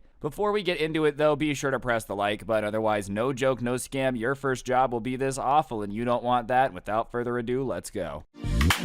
Nice rack and her ass Brazilian. Just turned 21, but my bank's a million. Alright, so I'm gonna be honest, the absolute worst times to work at a movie theater are like the opening weekends of a movie, but in particular, animated movies just had the grossest theaters, wildest situations, because, you know, a room full of 300 4 to 9-year-olds with sticky substances is going to get pretty gross. But on top of that, I'm telling you, it's like these kids just had a knack for dropping popcorn everywhere and then stomping it into like a thin paste that covered the entire floor of the theater. It's cleaning up after the opening of an animated movie made me realize that things can get dirty in ways you don't even think are possible. There was one time a kid covered an entire chair with popcorn and then mushed it into the fabric. We had to replace the whole chair. Regardless, on this particular opening weekend, there was something that, you know, happened more commonly than I would care to admit, which was the fact fact that like people would drop off huge groups of small children unattended for movie openings. And there was this group of 12 like 9 to 10-year-olds that was just being particularly horribly behaved because, you know, they're 9-year-olds with no parental supervision. They were just screaming, yelling, throwing popcorn at each other, the usual. The only difference is instead of a parent trying to be like, hey, don't stop, like don't do that, stop, there was just nobody to tell them to stop. So they were just getting incredibly out of control. And we thought maybe it would calm down when the movie started, but the movie starts and sure enough, they're still screaming, freaking out, yelling at people and whatnot. And my manager says, hey, will you go in there and calm that situation down? And obviously, I don't really want to go in there and deal with this at all. I didn't get paid enough to like go try to deal with a bunch of angry, unsupervised kids. But on top of that, you know, I just knew that I wasn't going to be able to do anything. If they didn't care about the fact that other people in the theater were already being like, hey guys, please be quiet, there's no way they were going to listen to me, you know, when I go in there with like my broom and I'm like, hey guys, can you stop? But whatever, I decide to go take a crack at it. So I go in there and I'm like, hey guys, you're kind of disrupting the movie for everyone. Will you please be quiet or I'm going to have to ask you to leave? And the ringleader of the 9-year-old goes, shut up, and just like throws popcorn at me. And I'm not gonna lie, like, good thing it's dark at a theater, because I smiled and laughed a little bit, because it was just so outrageous. It was like something out of a South Park episode, you know? It was just kind of funny. So I'm like, all right, well, you know, I'm not really gonna deal with this. I took a crack at it. They told me to shut up and threw stuff at me, so I'm gonna go get my manager. I just did not get paid enough to go, like, fight with this kid, rip the popcorn bucket out of his hands, and, like, drag him out of the theater. So I go tell my manager, hey, I tried my best, but they're throwing stuff at me. They're not listening. You know, I don't really think they're going to listen to me. They don't seem to think that I have any authority, so it's probably best that you go in there and handle it. And this manager in particular was like one of the laziest managers that I had, you know. He didn't really want to do anything, even more that none of the workers wanted to do anything. So he's like, oh, can you please take care of it? And I'm like, man, trust me, I just went in there and tried. They're not listening to me at all. They're only going to listen to you. Like, and even then, they might not. But there's no way I can handle it. And, you know, he's kind of groaning about like, oh, I don't really want to deal with this. And it's like, yeah, bro, none of us want to deal with this. Do you really think I felt like going in there and dealing with that just now? And finally, I put some pressure on him, and he's like, fine, I'll go handle it, but I want you to come with me, like, just in case they freak out on me and try to fight me. Which, listen, in normal situations, I would think was nuts, but we had both worked the opening of animated movies, and trust me when I tell you these things get crazy, they get crazy. And on top of that, a pack of, like, 12, 9-year-olds, that's a scary thing to try to fight by yourself, dude. They're throwing popcorn at me already. Imagine he goes in there, the ringleader's just like, attack! A small army of children just starts coming at you. That would be one of the most horrifying ways to go, just being trampled by 9-year-olds. It's just like what happens to PewDiePie. If he ever has PewDiePie conventions, you know how he calls his subs the 9-year-olds. They're just gonna like crush him. Anyways, I'm like, all right, fine, I'll go with you. Not because I really felt like I could do a lot as backup. I didn't feel like they would care if I was there or not, but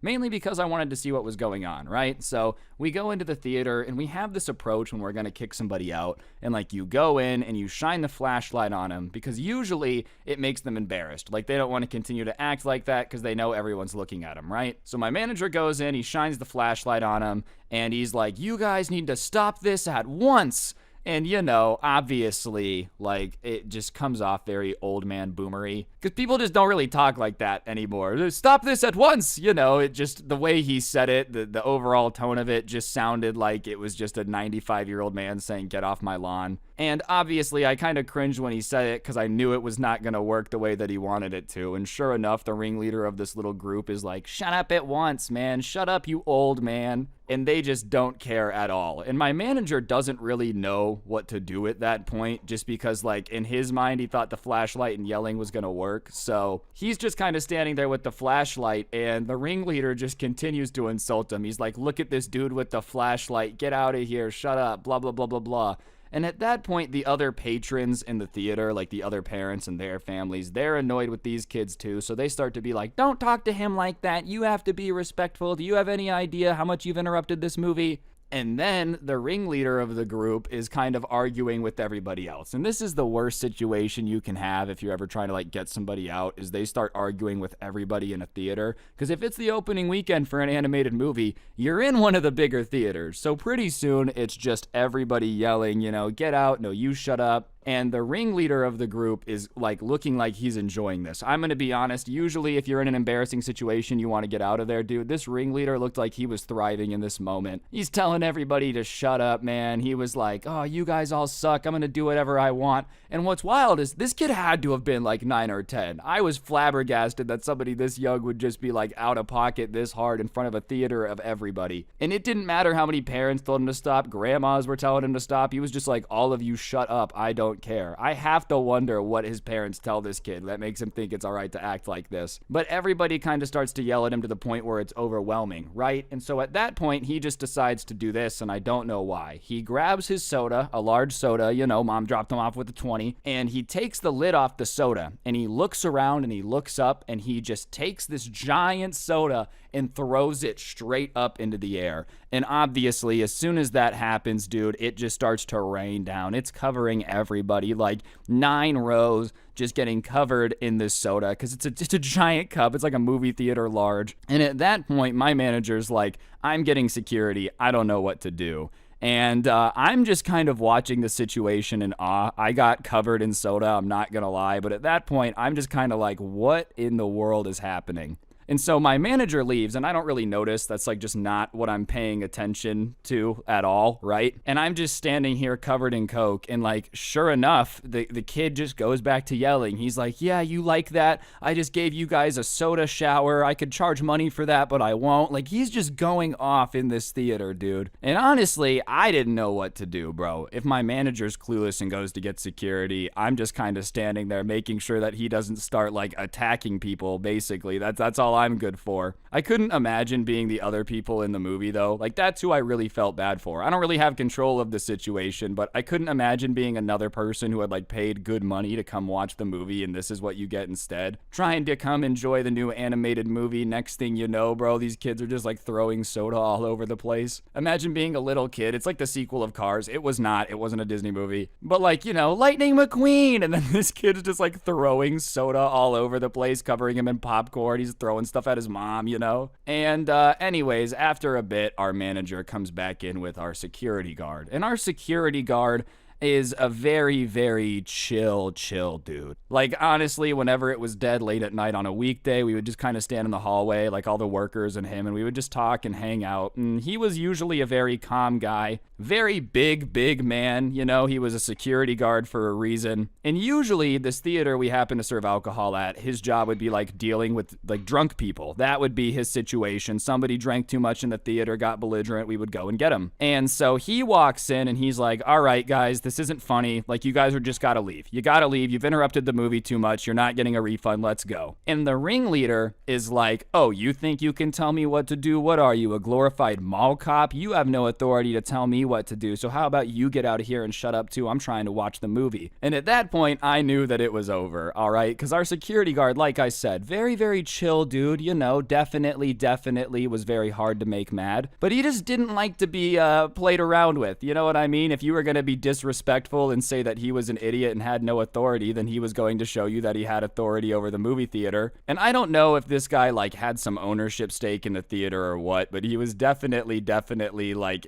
knew that there was not anything the management was going to do. And so he looks at him after he says that and he goes, son, all right, listen to me. I'm going to give you one chance to do this the easy way. You've interrupted the movie enough. You've been screaming. You've been yelling. You're throwing stuff everywhere. We're going to go to the lobby and call your parents so they can come get you since you can't drive. You can come with me the easy way or the hard way, but this is your chance. And the kid sits there for a second and is thinking, you know, I think he's like, all right, if I challenge this dude and try to call him out and say he won't do anything, what are the odds that he'll do it? And he makes the mistake of thinking like, nah, I don't think this guy's going to follow through on his threat. So he looks at the security guard and he's like, I don't think you're going to do anything, you ugly old man. You have no authority. And before he can even finish the sentence of like, you have no authority to do whatever, the security guard just picks him up, and not even in like an aggressive way, like he's going to hurt him, but almost the way you would hold like a really gross trash bag. You know what I mean? Like, just ew. He's got his arms outstretched and he's just kind of holding him, and he hands his hands on his shoulders and he's like, all right, dude, I told you, you had a chance to do it the easy way.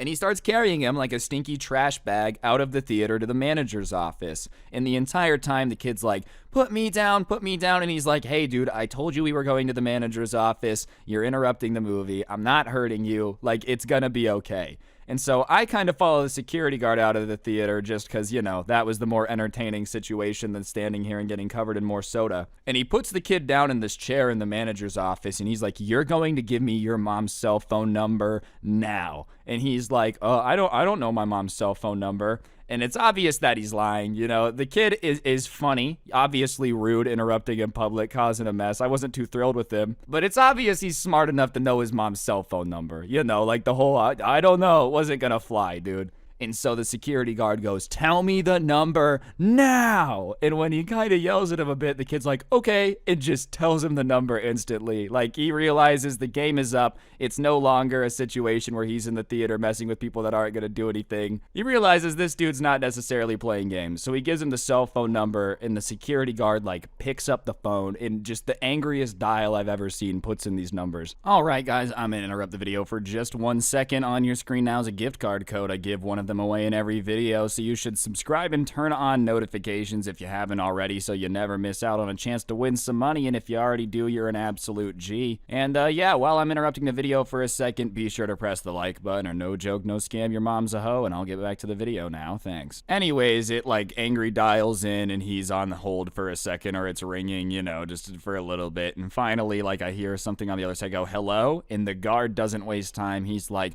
hi, I'm head of security over at this theater, and your son, and just starts laying into it. Interrupted the entire movie, repeatedly, threw things at our staff, refused to leave, and on top of that, when I went in to escort him out, you know, he threw soda everywhere. He wasn't really there for that, but like, you know, he's just explaining everything that the son had done in that situation to make it awful, right? And I don't really hear anything on the other end, and he kind of waves me away. He's like, I got it. So I'm like, all right, I guess I'm going to go back to the theater and see what's going on. And I'm not going to lie, I was kind of like, oh, I wonder what happened. It was a little bit exciting. So I go down there, and I see my manager and a couple of my coworkers escorting the rest of this little army out of the theater, right? Like, they're getting escorted out. And I go over to one of my friends, and I'm like, yo, what did I miss? Like, I was with the security guard, but they're all getting kicked out. Is it just all of them getting kicked out, or is it like a situation where something more happened? And I guess after their friend had been taken to the manager's office or whatever, they had decided that, like, they had to avenge their leader, you know? So they all started grabbing their soda and their popcorn and their candy and just started throwing it everywhere. And so they're getting escorted out, but my manager comes over. He's like, go tell projections to stop the movie. We're just going to give them a refund. And I'm going to be honest with you, very, very rarely has there ever been a situation where I had been told to, like, go tell them to stop playing the movie. That was basically a DEFCON 1 situation. So at that point, I'm pretty aware that this theater has to basically be destroyed, right? Like, there's no way the mess that these kids made is small or going to be quick to clean up if they're telling me to go in and tell them to stop the movie. But sure enough, I take my orders, I go upstairs, which is where projections is, and I'm like, all right, they want you to stop the movie in this theater. They go over, they're like, are you sure? I say, yeah. And I go back downstairs. And before anyone's like, oh, all those people missed out on their money. No, that's not how it works. Basically, the way it works when they do this is that, like, you get a refund for your ticket, and then you get a free ticket, and they schedule a showing for, like, a different time for your movie. That's at least how we did it. So technically, you get 2 free movies. It actually isn't the worst thing ever. Obviously, you don't get to watch it that day unless you want to book a movie, like, in an hour. But, you know, it is what it is. It's the best we could do in that situation. So the people aren't too upset when they hear that they're getting a free ticket and they get to watch this movie again for free. But we get rounded up, and the manager's like, this theater's pretty bad, so 10 of you are just going to focus on cleaning this theater until it's done, and the rest of you are going to keep cleaning the theaters on, like, our normal schedule. And I go into this theater. I was on one of the teams that got assigned to clean this one until it was done, and I'm going to be honest with you, bro.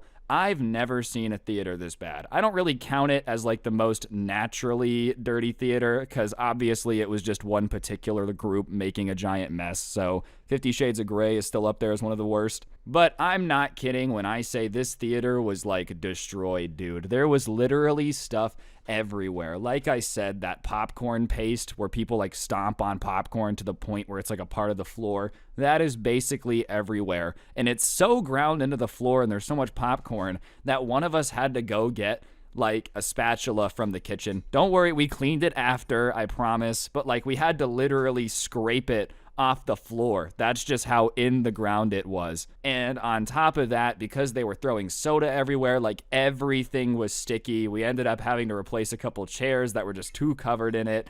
And there's soda on the ceiling. Like, this place had just been through the ringer, dude. I'd never seen it this bad. And there's 10 of us in there. It's probably an hour, hour and a half of all of us cleaning straight before finally it gets to the point where we're like, we've done everything we can, all right? There's still messes, but I'm not climbing into the ceiling to clean the ceiling tile. So I come back out, and by the time the 10 of us come out, the 9-year-olds had obviously been rounded up and left. And usually, when you kick someone out of a theater, you just tell them to leave, you push them out the doors, and it is what it is. But obviously, because they were like a bunch of little kids, you know, they had to wait, call a parent, the parents had to come, they wanted to know what happened, that entire thing. And I come out, and everybody's like, dude, you missed it, our security guard went off, it was awesome, like, oh, I wish I would have filmed it, it would have been sick. And obviously when everybody starts hyping it up, and like I'd already seen him be dope today, what more could he have done, right? So I ask him, I'm like, all right, well, what happened? And everyone's like, I'll tell you on break. And thankfully, our boss at that point, our manager, was grateful that we cleaned the theater, right? So he's kind of like, don't sweat it. You guys just, you know, take a break and you're just good until the next theaters come up to clean. So I guess what had happened is the 9-year-olds were in the manager's office waiting, all of them. And the security guard was just tired of them, right? Like, they weren't allowed to talk. They weren't allowed to smile. He just made them sit there and stare at the wall until their parents came. But whatever. The mom that came to pick them up, one mom in a minivan, I guess came in and like was super pissed off at the security guard and the manager and was like, I was on a date, you know, I dropped my kids off at the movie so they have something to do while I'm out and about, and the fact that you interrupted them really puts a damper on my day. Just obviously not understanding that like she dropped off all these kids and didn't plan on the fact that they're like not very well behaved. And the security guard just starts going off on her. And he worked for like a security company, so he didn't really have manager rules, right? And he's like, well, guess what, lady? This is a movie theater, not a babysitting service. So if you want people to watch your crappily behaved kids, then it's up to you to pay somebody to do that. But you're not paying us to watch your kids. They interrupted the movie, they destroyed the theater, and he's just going off. And the mom gets mad and she's like, don't talk about my kids. You don't get to tell me that my kids are poorly behaved. And the security guard's like, they are poorly behaved. And at that point, I guess the husband got mad and decided to try to like, you know, fight the security guard. So he shoved him. He's like, don't yell at my wife, which, you know, everybody's going to get defensive of their wife. Obviously, like a wife would get defensive of her husband. It's just, that's kind of how it works in these situations. But the security guard was not playing. And so in front of all of this, like all the kids and this dude's wife, he grabs the guy the same way that he had taken the little kid out of the theater like a piece of trash, picks him up, pushes him against the wall and goes, you don't want to do that. You are banned from the theater too. Do you understand? And the guy like nodded his head and calmed down. Basically, he had gone absolute Superman hero mode, but I think it was just because he was mad more than anything. Like, he was the chillest dude. I'm telling you, I never heard this dude raise his voice, yell at anyone, get mad. But I guess, like, in that moment when people are telling you you're stupid and ugly and then some dude's trying to fight you because you said they can't use the movie theater as a babysitting service, like, that probably would make anybody kind of go a bit crazy on him, you know? But he became just an absolute legend. He didn't get fired. I was really worried about it just because, you know, like, if they call corporate and complain too much, da-da-da-da-da. But he didn't get fired. He stayed the security guard, which is good because he was great at his job, man. If I ever, like, really, really needed backup kicking somebody out or something, then, like, hey, I knew he was the man to handle it. Overall, I'd say the theater was a pretty good experience, you know, like if you have a chance to work at a theater, it's fun. You get to see behind the scenes of movie theaters, watch movies, and all in all, it's not the worst way to make a little money. I will say people definitely act weird though, you know, and movie theaters are not a babysitting service. Don't just drop off a horde of children with no supervision and expect it not to get out of control, because you're delusional if you think that. But yeah, anyways guys, that's gonna do it for the video. Hopefully you enjoyed. If you did, I would really appreciate you taking a second to press the like button. Let me know in the comment section down below what you thought of the video. I'd really appreciate it. If you want to help me out more, you can check out the intro song linked down below, along with a link to my podcast, The Scuffed Cast, or you could use code Scrubby at the G Fuel checkout. Great way to get a discount on G Fuel and help me out. Everyone's a winner, so you should go ahead and do that. And last but certainly not least, I did go ahead and put some of my story times up on Spotify, so that way you guys could listen to them offline without gameplay, whatever you prefer. So I'll make sure that link's at the top of the description, but if you want to help me out, you should go down there and click that. I'd really appreciate it. But yeah, anyways, don't get anyone pregnant. If you do, make sure they're hot, and hopefully I will see each and every single one of you guys next time with another video. I'm out. Peace.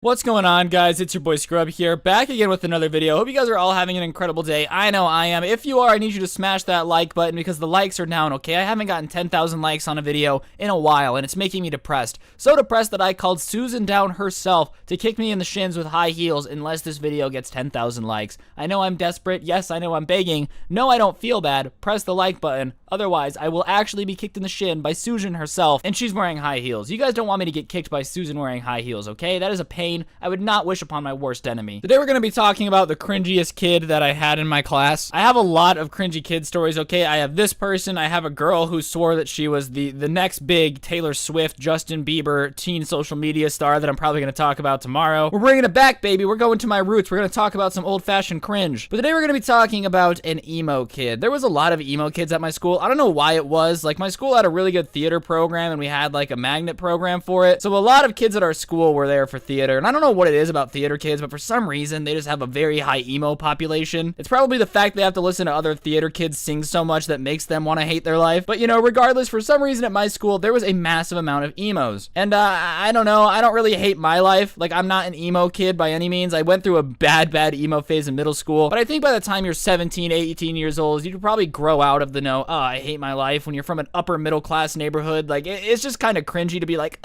life's so hard. My dad bought me a new Toyota instead of a Mercedes. But regardless, there were plenty of those kids in my school who would just find a way to hate their life. I don't know. It was an emo cringe squad. They actually did not get along with the werewolf crew. I made another story time a while ago about kids. There was like this werewolf group at my school that was super weird. But regardless, you know, there was a lot of emo kids, and they had their very own clique, and they were like a little gang almost, except instead of, you know, being intimidating and being able to like fight and run the yard like a real gang, they would just complain a lot and sing My Chemical Romance lyrics at the top of their lungs in the hallway. And God, like, why do people sing in the hallway if they can't sing? If you are tone deaf and sound like, I don't know, Helen Keller trying to sing the alphabet, just don't open your mouth. You don't have to sing. No one's going to be impressed with you. You're not good at singing, and that's okay. Not everyone is good at singing at the end of the day, so shut up. Just go to class. You don't need to sing in the hallway. But for some reason, emo kids would always like sing in the hallway. I'm getting off topic here. I'm gonna get back on now. That's important. But if you can't sing, don't sing. It's really simple. But regardless, this gang of emo theater kids would hang out in the front of the lunchroom, like in this little courtyard thing we had in our school. And they had a leader, and this was the type of kid, like, he literally looked like the dude in the thumbnail, all right? He would wear eyeshadow to school every day and like these weird designs. He had contacts that made his eyes white. The ultimate cringy edgelord. Like, if someone was like,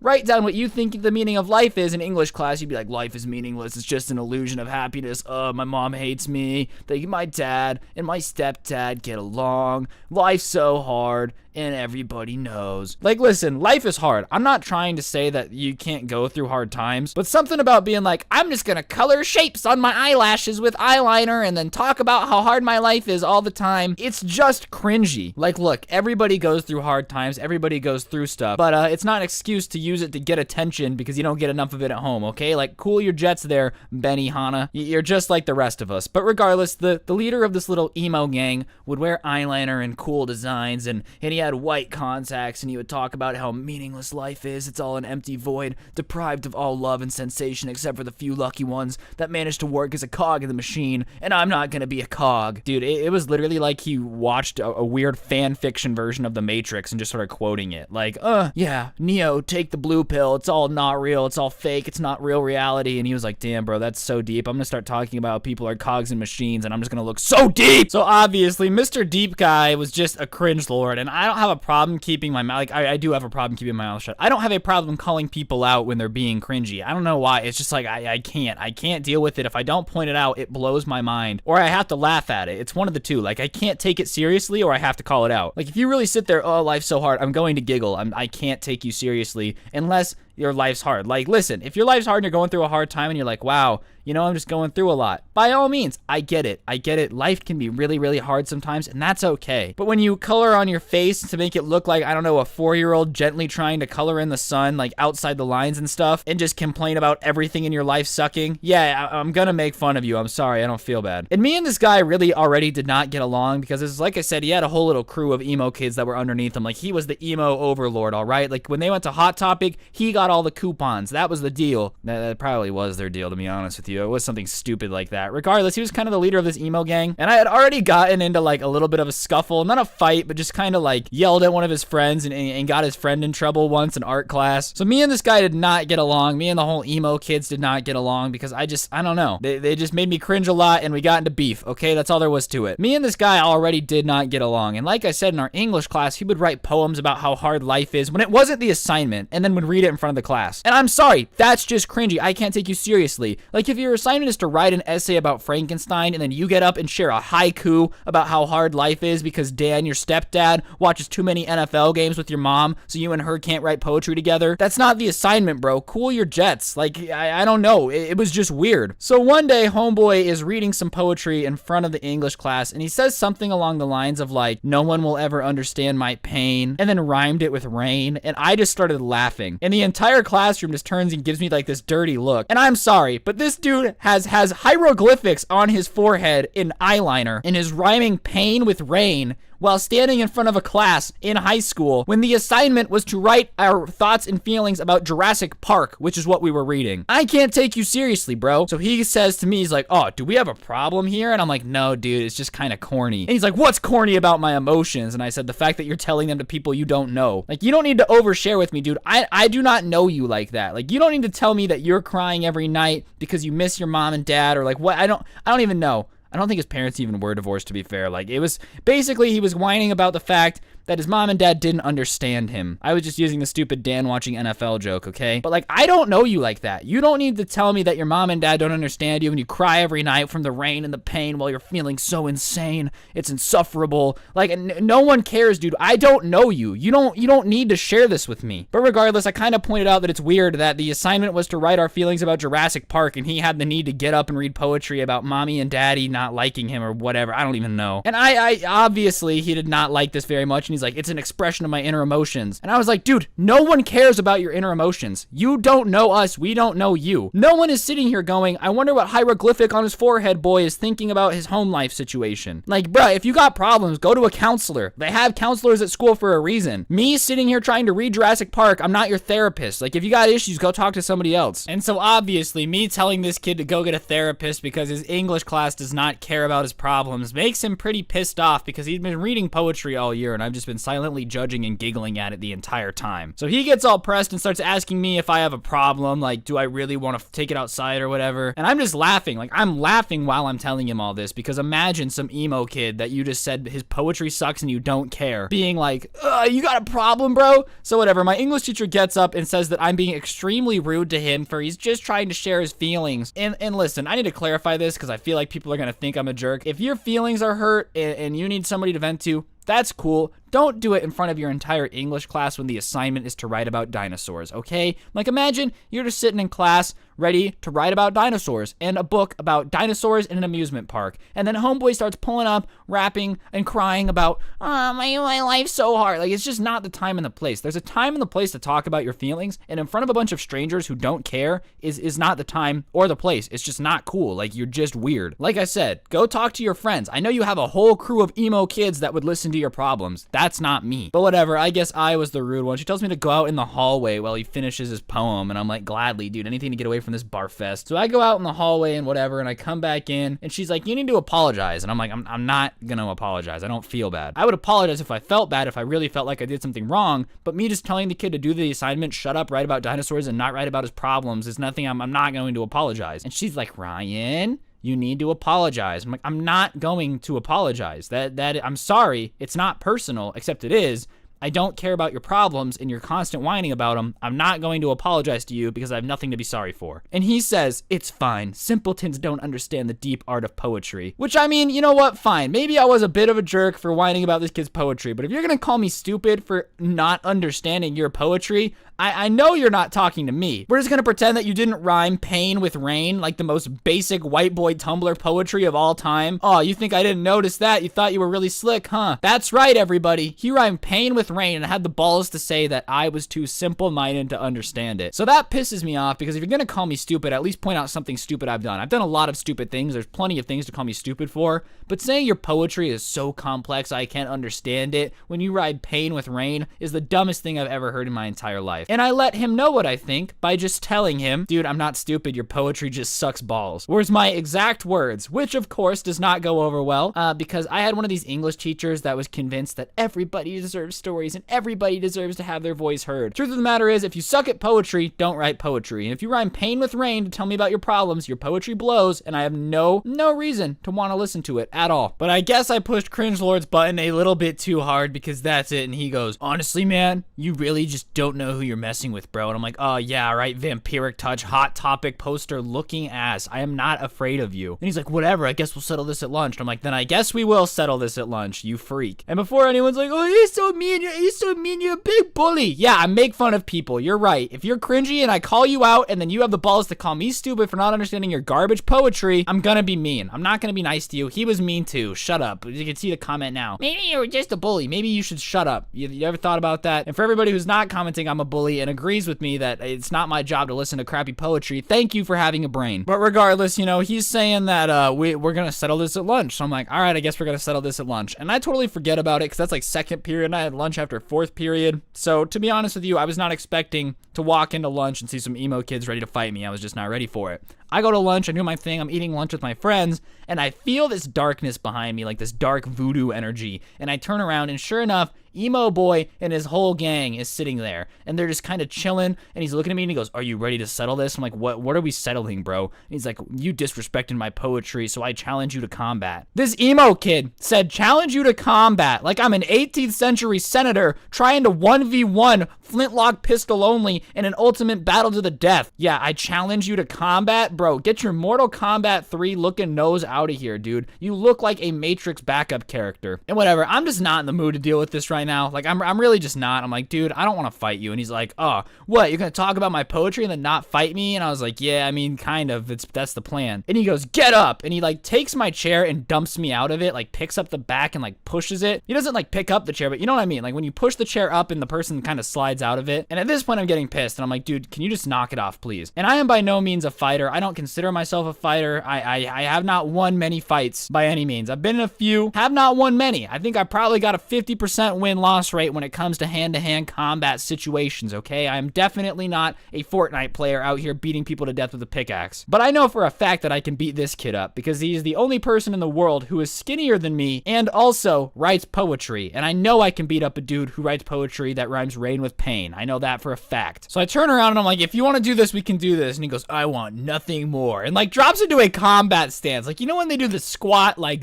arm above the head at a 90-degree angle, looking like he watched a Bruce Lee movie and went, oh, so that's how you fight. Like that is what this dude looks like. And so I'm laughing again. And he goes to try to kick me in the face. He goes for just a kick in the face. That was his opening move, all right? Like he was playing chess and his opening move was kick to the forehead, 99 points of damage. This is not a Pokemon battle. And of course, he is by no means athletic. He has not had any like martial arts training. So I just step back and his foot misses my face. And I give him this weird look like, did you just try to kick me in the face? I didn't say it, but the look of like, really? Really, dude? Really? And he gets back in the combat stance and says, let it begin. Like, I don't know where this dude got his fight interaction from, but he was no joke acting like we were a final boss in a video game, 1v1 here. And it just made me even angrier. I was like, this dude looks like a gremlin and he's jumping around like, combat, boss fight.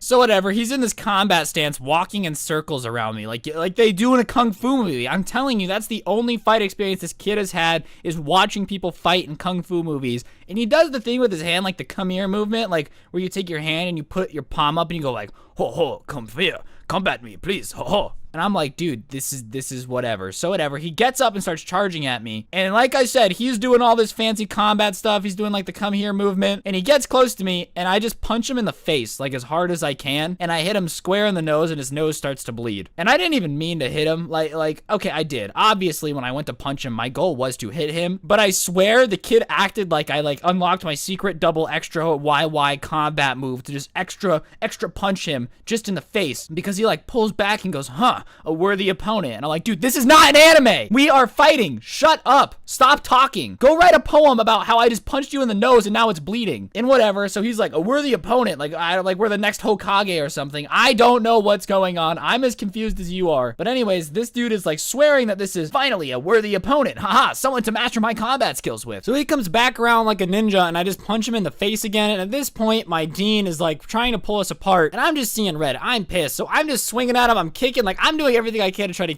just beat this kid. And he's like, a worthy opponent. Like, he's still talking in some anime voices. I don't know what his game plan was, but he just sounds stupid. So I'm pissed off. They finally get us apart, and he's like, well, I guess we have this settled. I was like, you lost. He's like, well, we'll let history be the judges of that. Like, I don't even, something stupid about, I guess we'll let other people be the judge of that or whatever. And everyone agrees that I beat him up because he was doing weird stuff. I punched him in the face twice. It was not like a super intense fight. No NBA Matumbo, WWE, SmackDown stuff, but it was definitely a fight nonetheless. I fought a crazy emo kid and won, punched him in the face repeatedly, which I guess is as close to a fight as you can get. I actually had a couple more interactions with this kid, but I'll save those for another video because this is getting long. If you want more stories about this kid, let me know in the comment section down below. I would appreciate it. But on that note, that's going to do it for the video, guys. If you enjoyed, be sure to let me know in the comment section down below. Comment, like, subscribe if you're new, all that good stuff, and hopefully I'll see you soon with another video. My name is Scrubby. Don't get anyone pregnant, and if you do, make sure they're hot. I'm out. Peace.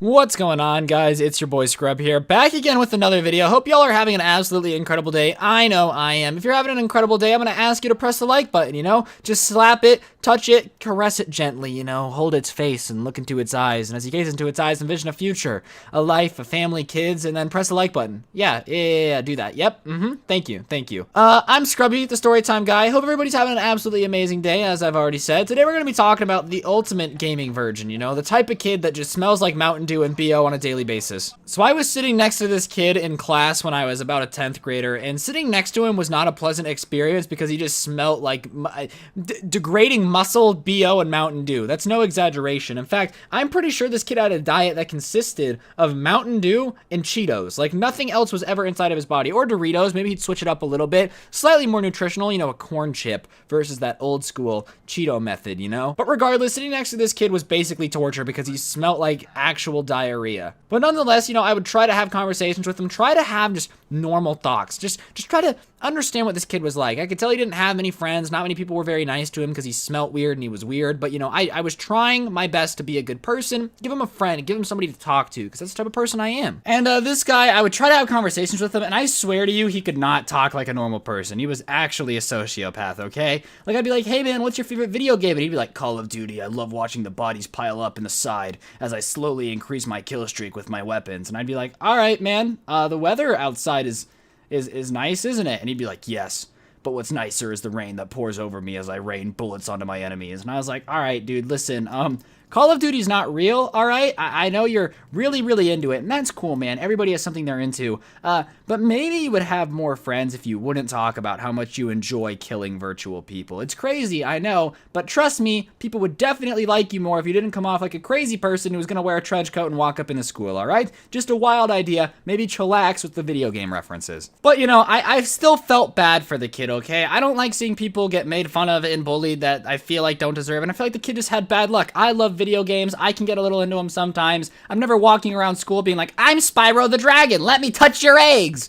But regardless, maybe he's just really into video games, so I would have his back. And one day, you know, people were messing with him, giving him a hard time, making fun of him in class, so I tried to be a good friend, and I was like, hey guys, come on, like, back off. It's really not that big of a deal. Just leave him alone. You know, you just kind of look rude. Like, the kid's not bothering anybody. Just give him some space, leave him alone. It's not that big of a deal, right? I didn't have to do that. I didn't have to put my neck on the line to defend this kid. I really didn't. And of course, this kid, instead of being like, oh, Ryan, thank you. You were a good friend and defended me from bullying because they were making fun of me for the fact that I'm weird, cause I'm weird. No, no, no, no, no, no. Instead of being grateful or like, not even grateful, I'm not expecting him to kiss the ground I walk on and be like, Scrubby, you are the greatest man to ever exist. But maybe just a thanks, man, or like, I don't know, not insulting me. This kid looks at the people that are making fun of him and like, yeah, back off or my Chad beta male over here with a low IQ is gonna fight you. And I was like, what? What did you just call me, dude? What? And he looks at me and goes, honestly, man, I don't need your white knight support coming in here trying to save me. I could take all of them. And I'm like, bro,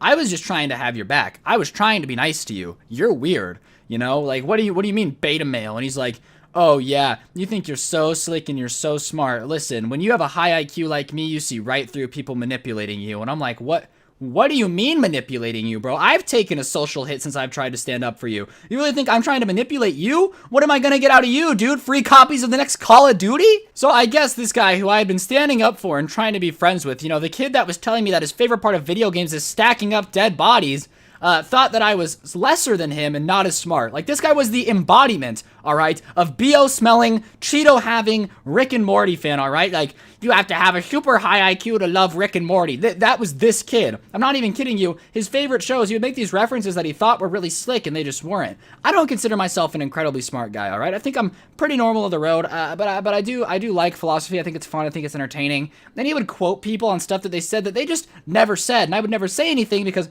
I don't know, that's just awkward to be like, actually, like, no one wants to be that guy. But regardless, this kid thought he was smarter than me. This is the kid that couldn't even pass, like, computer literacy class. I don't know why he thought that I was lesser than him, whatever. I was just trying to be a good friend. But nonetheless, ultimate gaming virgin over here definitely is sitting there like, oh, yeah, you're not a real friend, man. You're not, like, you're just a manipulative. I own you, like, I've manipulated your brainwaves. He's going off about how he's manipulated me into having his back and how basically I work for him. And I'm like, what are you talking about, bro? You are actually nuts. I'm not your friend anymore. Good luck. Hopefully people bully you because you deserve it a little bit. So of course, after that, me and him, I'm like, yeah, we're not friends anymore, bro. So the next day I come into class and he walks up to me and he goes, I'm sorry. And I'm like, nah. You went on a giant rant yesterday about how you've manipulated me and how you actually don't care about anyone but yourself and you're not interested in like having relationships with people because people are tools that can be manipulated and used. And then you're always talking about weird stuff with video games. We were not really friends in the first place, dude. I put my neck out for you to try to be a good friend and make sure that you wouldn't get bullied all the time.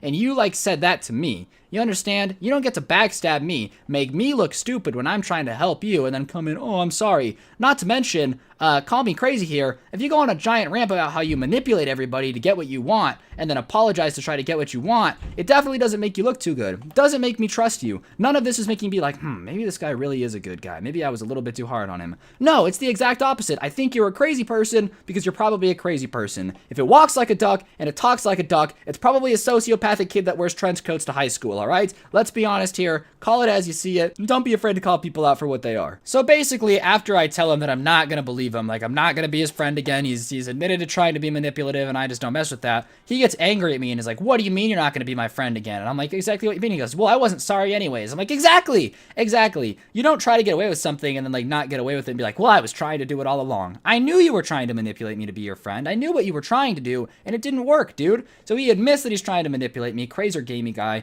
Just still smells terrible, by the way. So I give him some advice. I'm like, look, dude, I don't have any hard feelings. I don't like you anymore. We're not friends. Just some advice. If you showered a little bit and didn't sound like a sociopath whenever you talked, you might have more friends. And he's like, I don't need simpleton friends that live a normal life, for I am above them. Like, went on this big rant basically about how he looks up to the Joker and whatever. Just the typical cringy edgelord that thought, that I play video games, so I'm hyper intelligent. Whatever, on and on about how he's proud to be a sociopath and people are his puppets. And I was like, yeah, this is why no one likes you. This is why no one likes you. This is why you couldn't get a date to homecoming. This is why you can't get a date. This is why you can't, you have to eat lunch alone because you're crazy and no one likes you, all right? Because you're actually nuts. I'm sorry that I ever tried to be friendly with you, that I ever tried to be your friend. It was a mistake. But regardless, smelly guy for the rest of the year would just give me dirty looks and scowl at me all the time, and just do these weird things, like make finger guns and pew pew at me. And trust me, there was a couple times I was like, oh, if anything goes down, I'm definitely on the list. But regardless, guys, moral of the story, you can be nice to people, definitely advocate. If there's someone in your class who's weird or gets made fun of a lot, try to be their friend. But at the same time, don't ignore super obvious red flags. Like, it was pretty obvious that this guy was mentally unhinged and crazy, and just there was a reason nobody wanted to hang out with him. And at the time, I was just really trying to be nice, but sometimes it's okay to not want to talk to toxic people. Like, if they're toxic and talking about how they want to stack up bodies and how they're a genius and manipulative, probably okay and perfectly acceptable to cut them off, because they're definitely psycho and they're definitely willing to screw you over at a moment's notice. Also, I don't know why people don't shower, dude. Like, this kid actually smelled so bad. I really don't understand how people don't notice they smell bad. Like, if every time you walk down the hallway, people plug their nose at the stench of your body, you probably should, like, not smell that bad anymore. It's not hard. Maybe don't just stink so disgustingly. It's not rocket science. Wait, you guys have had puberty for like 4 years now. Just put shower. It's not hard. I don't understand how kids stink so bad. Like, it's really not difficult to stay clean, you know? And it's not one of those things where you stink like, once a week. Like, if you always stink, do you not know? Do you just not own soap? Are you part of that cheapest family ever that just shared the tub for 6 months? Or maybe not think that a normal conversation is telling people how your favorite part of video games is violently murdering people. That just makes you look like a crazy person. I don't know what these kids expect. Like, I'm gonna tell them that I'm psycho, and then it's gonna be edgy and cool, and everyone's gonna like me. No one's gonna like you if you pretend to be a psychopath, because people are gonna think that you're actually a psychopath, dude. You're actually nuts. But yeah, that's the last time I ever went out on a limb for anybody that I didn't think really deserved it again. Being a good person only gets you so far if the people you're being a good person for are psychotic and definitely are just going to backstab you the first moment you can. Keep an eye on people, make sure you're not getting manipulated, all that good stuff. But on that note, guys, I think that's going to do it for the video. Hopefully you enjoyed. If you did, please feel free to press the like button. Let me know in the comment section down below if you've ever had an experience like this where you were trying to be a nice person to somebody and they totally just took advantage of you and like backstabbed you. It happens pretty often, and it's okay. Don't beat yourself up over it. Don't lose any sleep. Everybody has rough experiences, like, don't get me wrong. But yeah, if a kid smells bad, A, plug your nose. B, maybe don't get so close to him. Maybe that was my problem. The stench was a sign to stay away, and I didn't listen. No, I got closer to the smell, and what met my nose was a putrid display of what happens when the worst of people is brought out. Follow me on Twitter at ScrubbyVivo, Instagram at Scrubby_YT. Those are all great ways to keep in touch. And yeah, on that note, I hope you guys all have incredible days. Don't get anyone pregnant, and if you do, make sure they're absolutely incredibly hot and don't smell like Doritos. I'm out. Peace.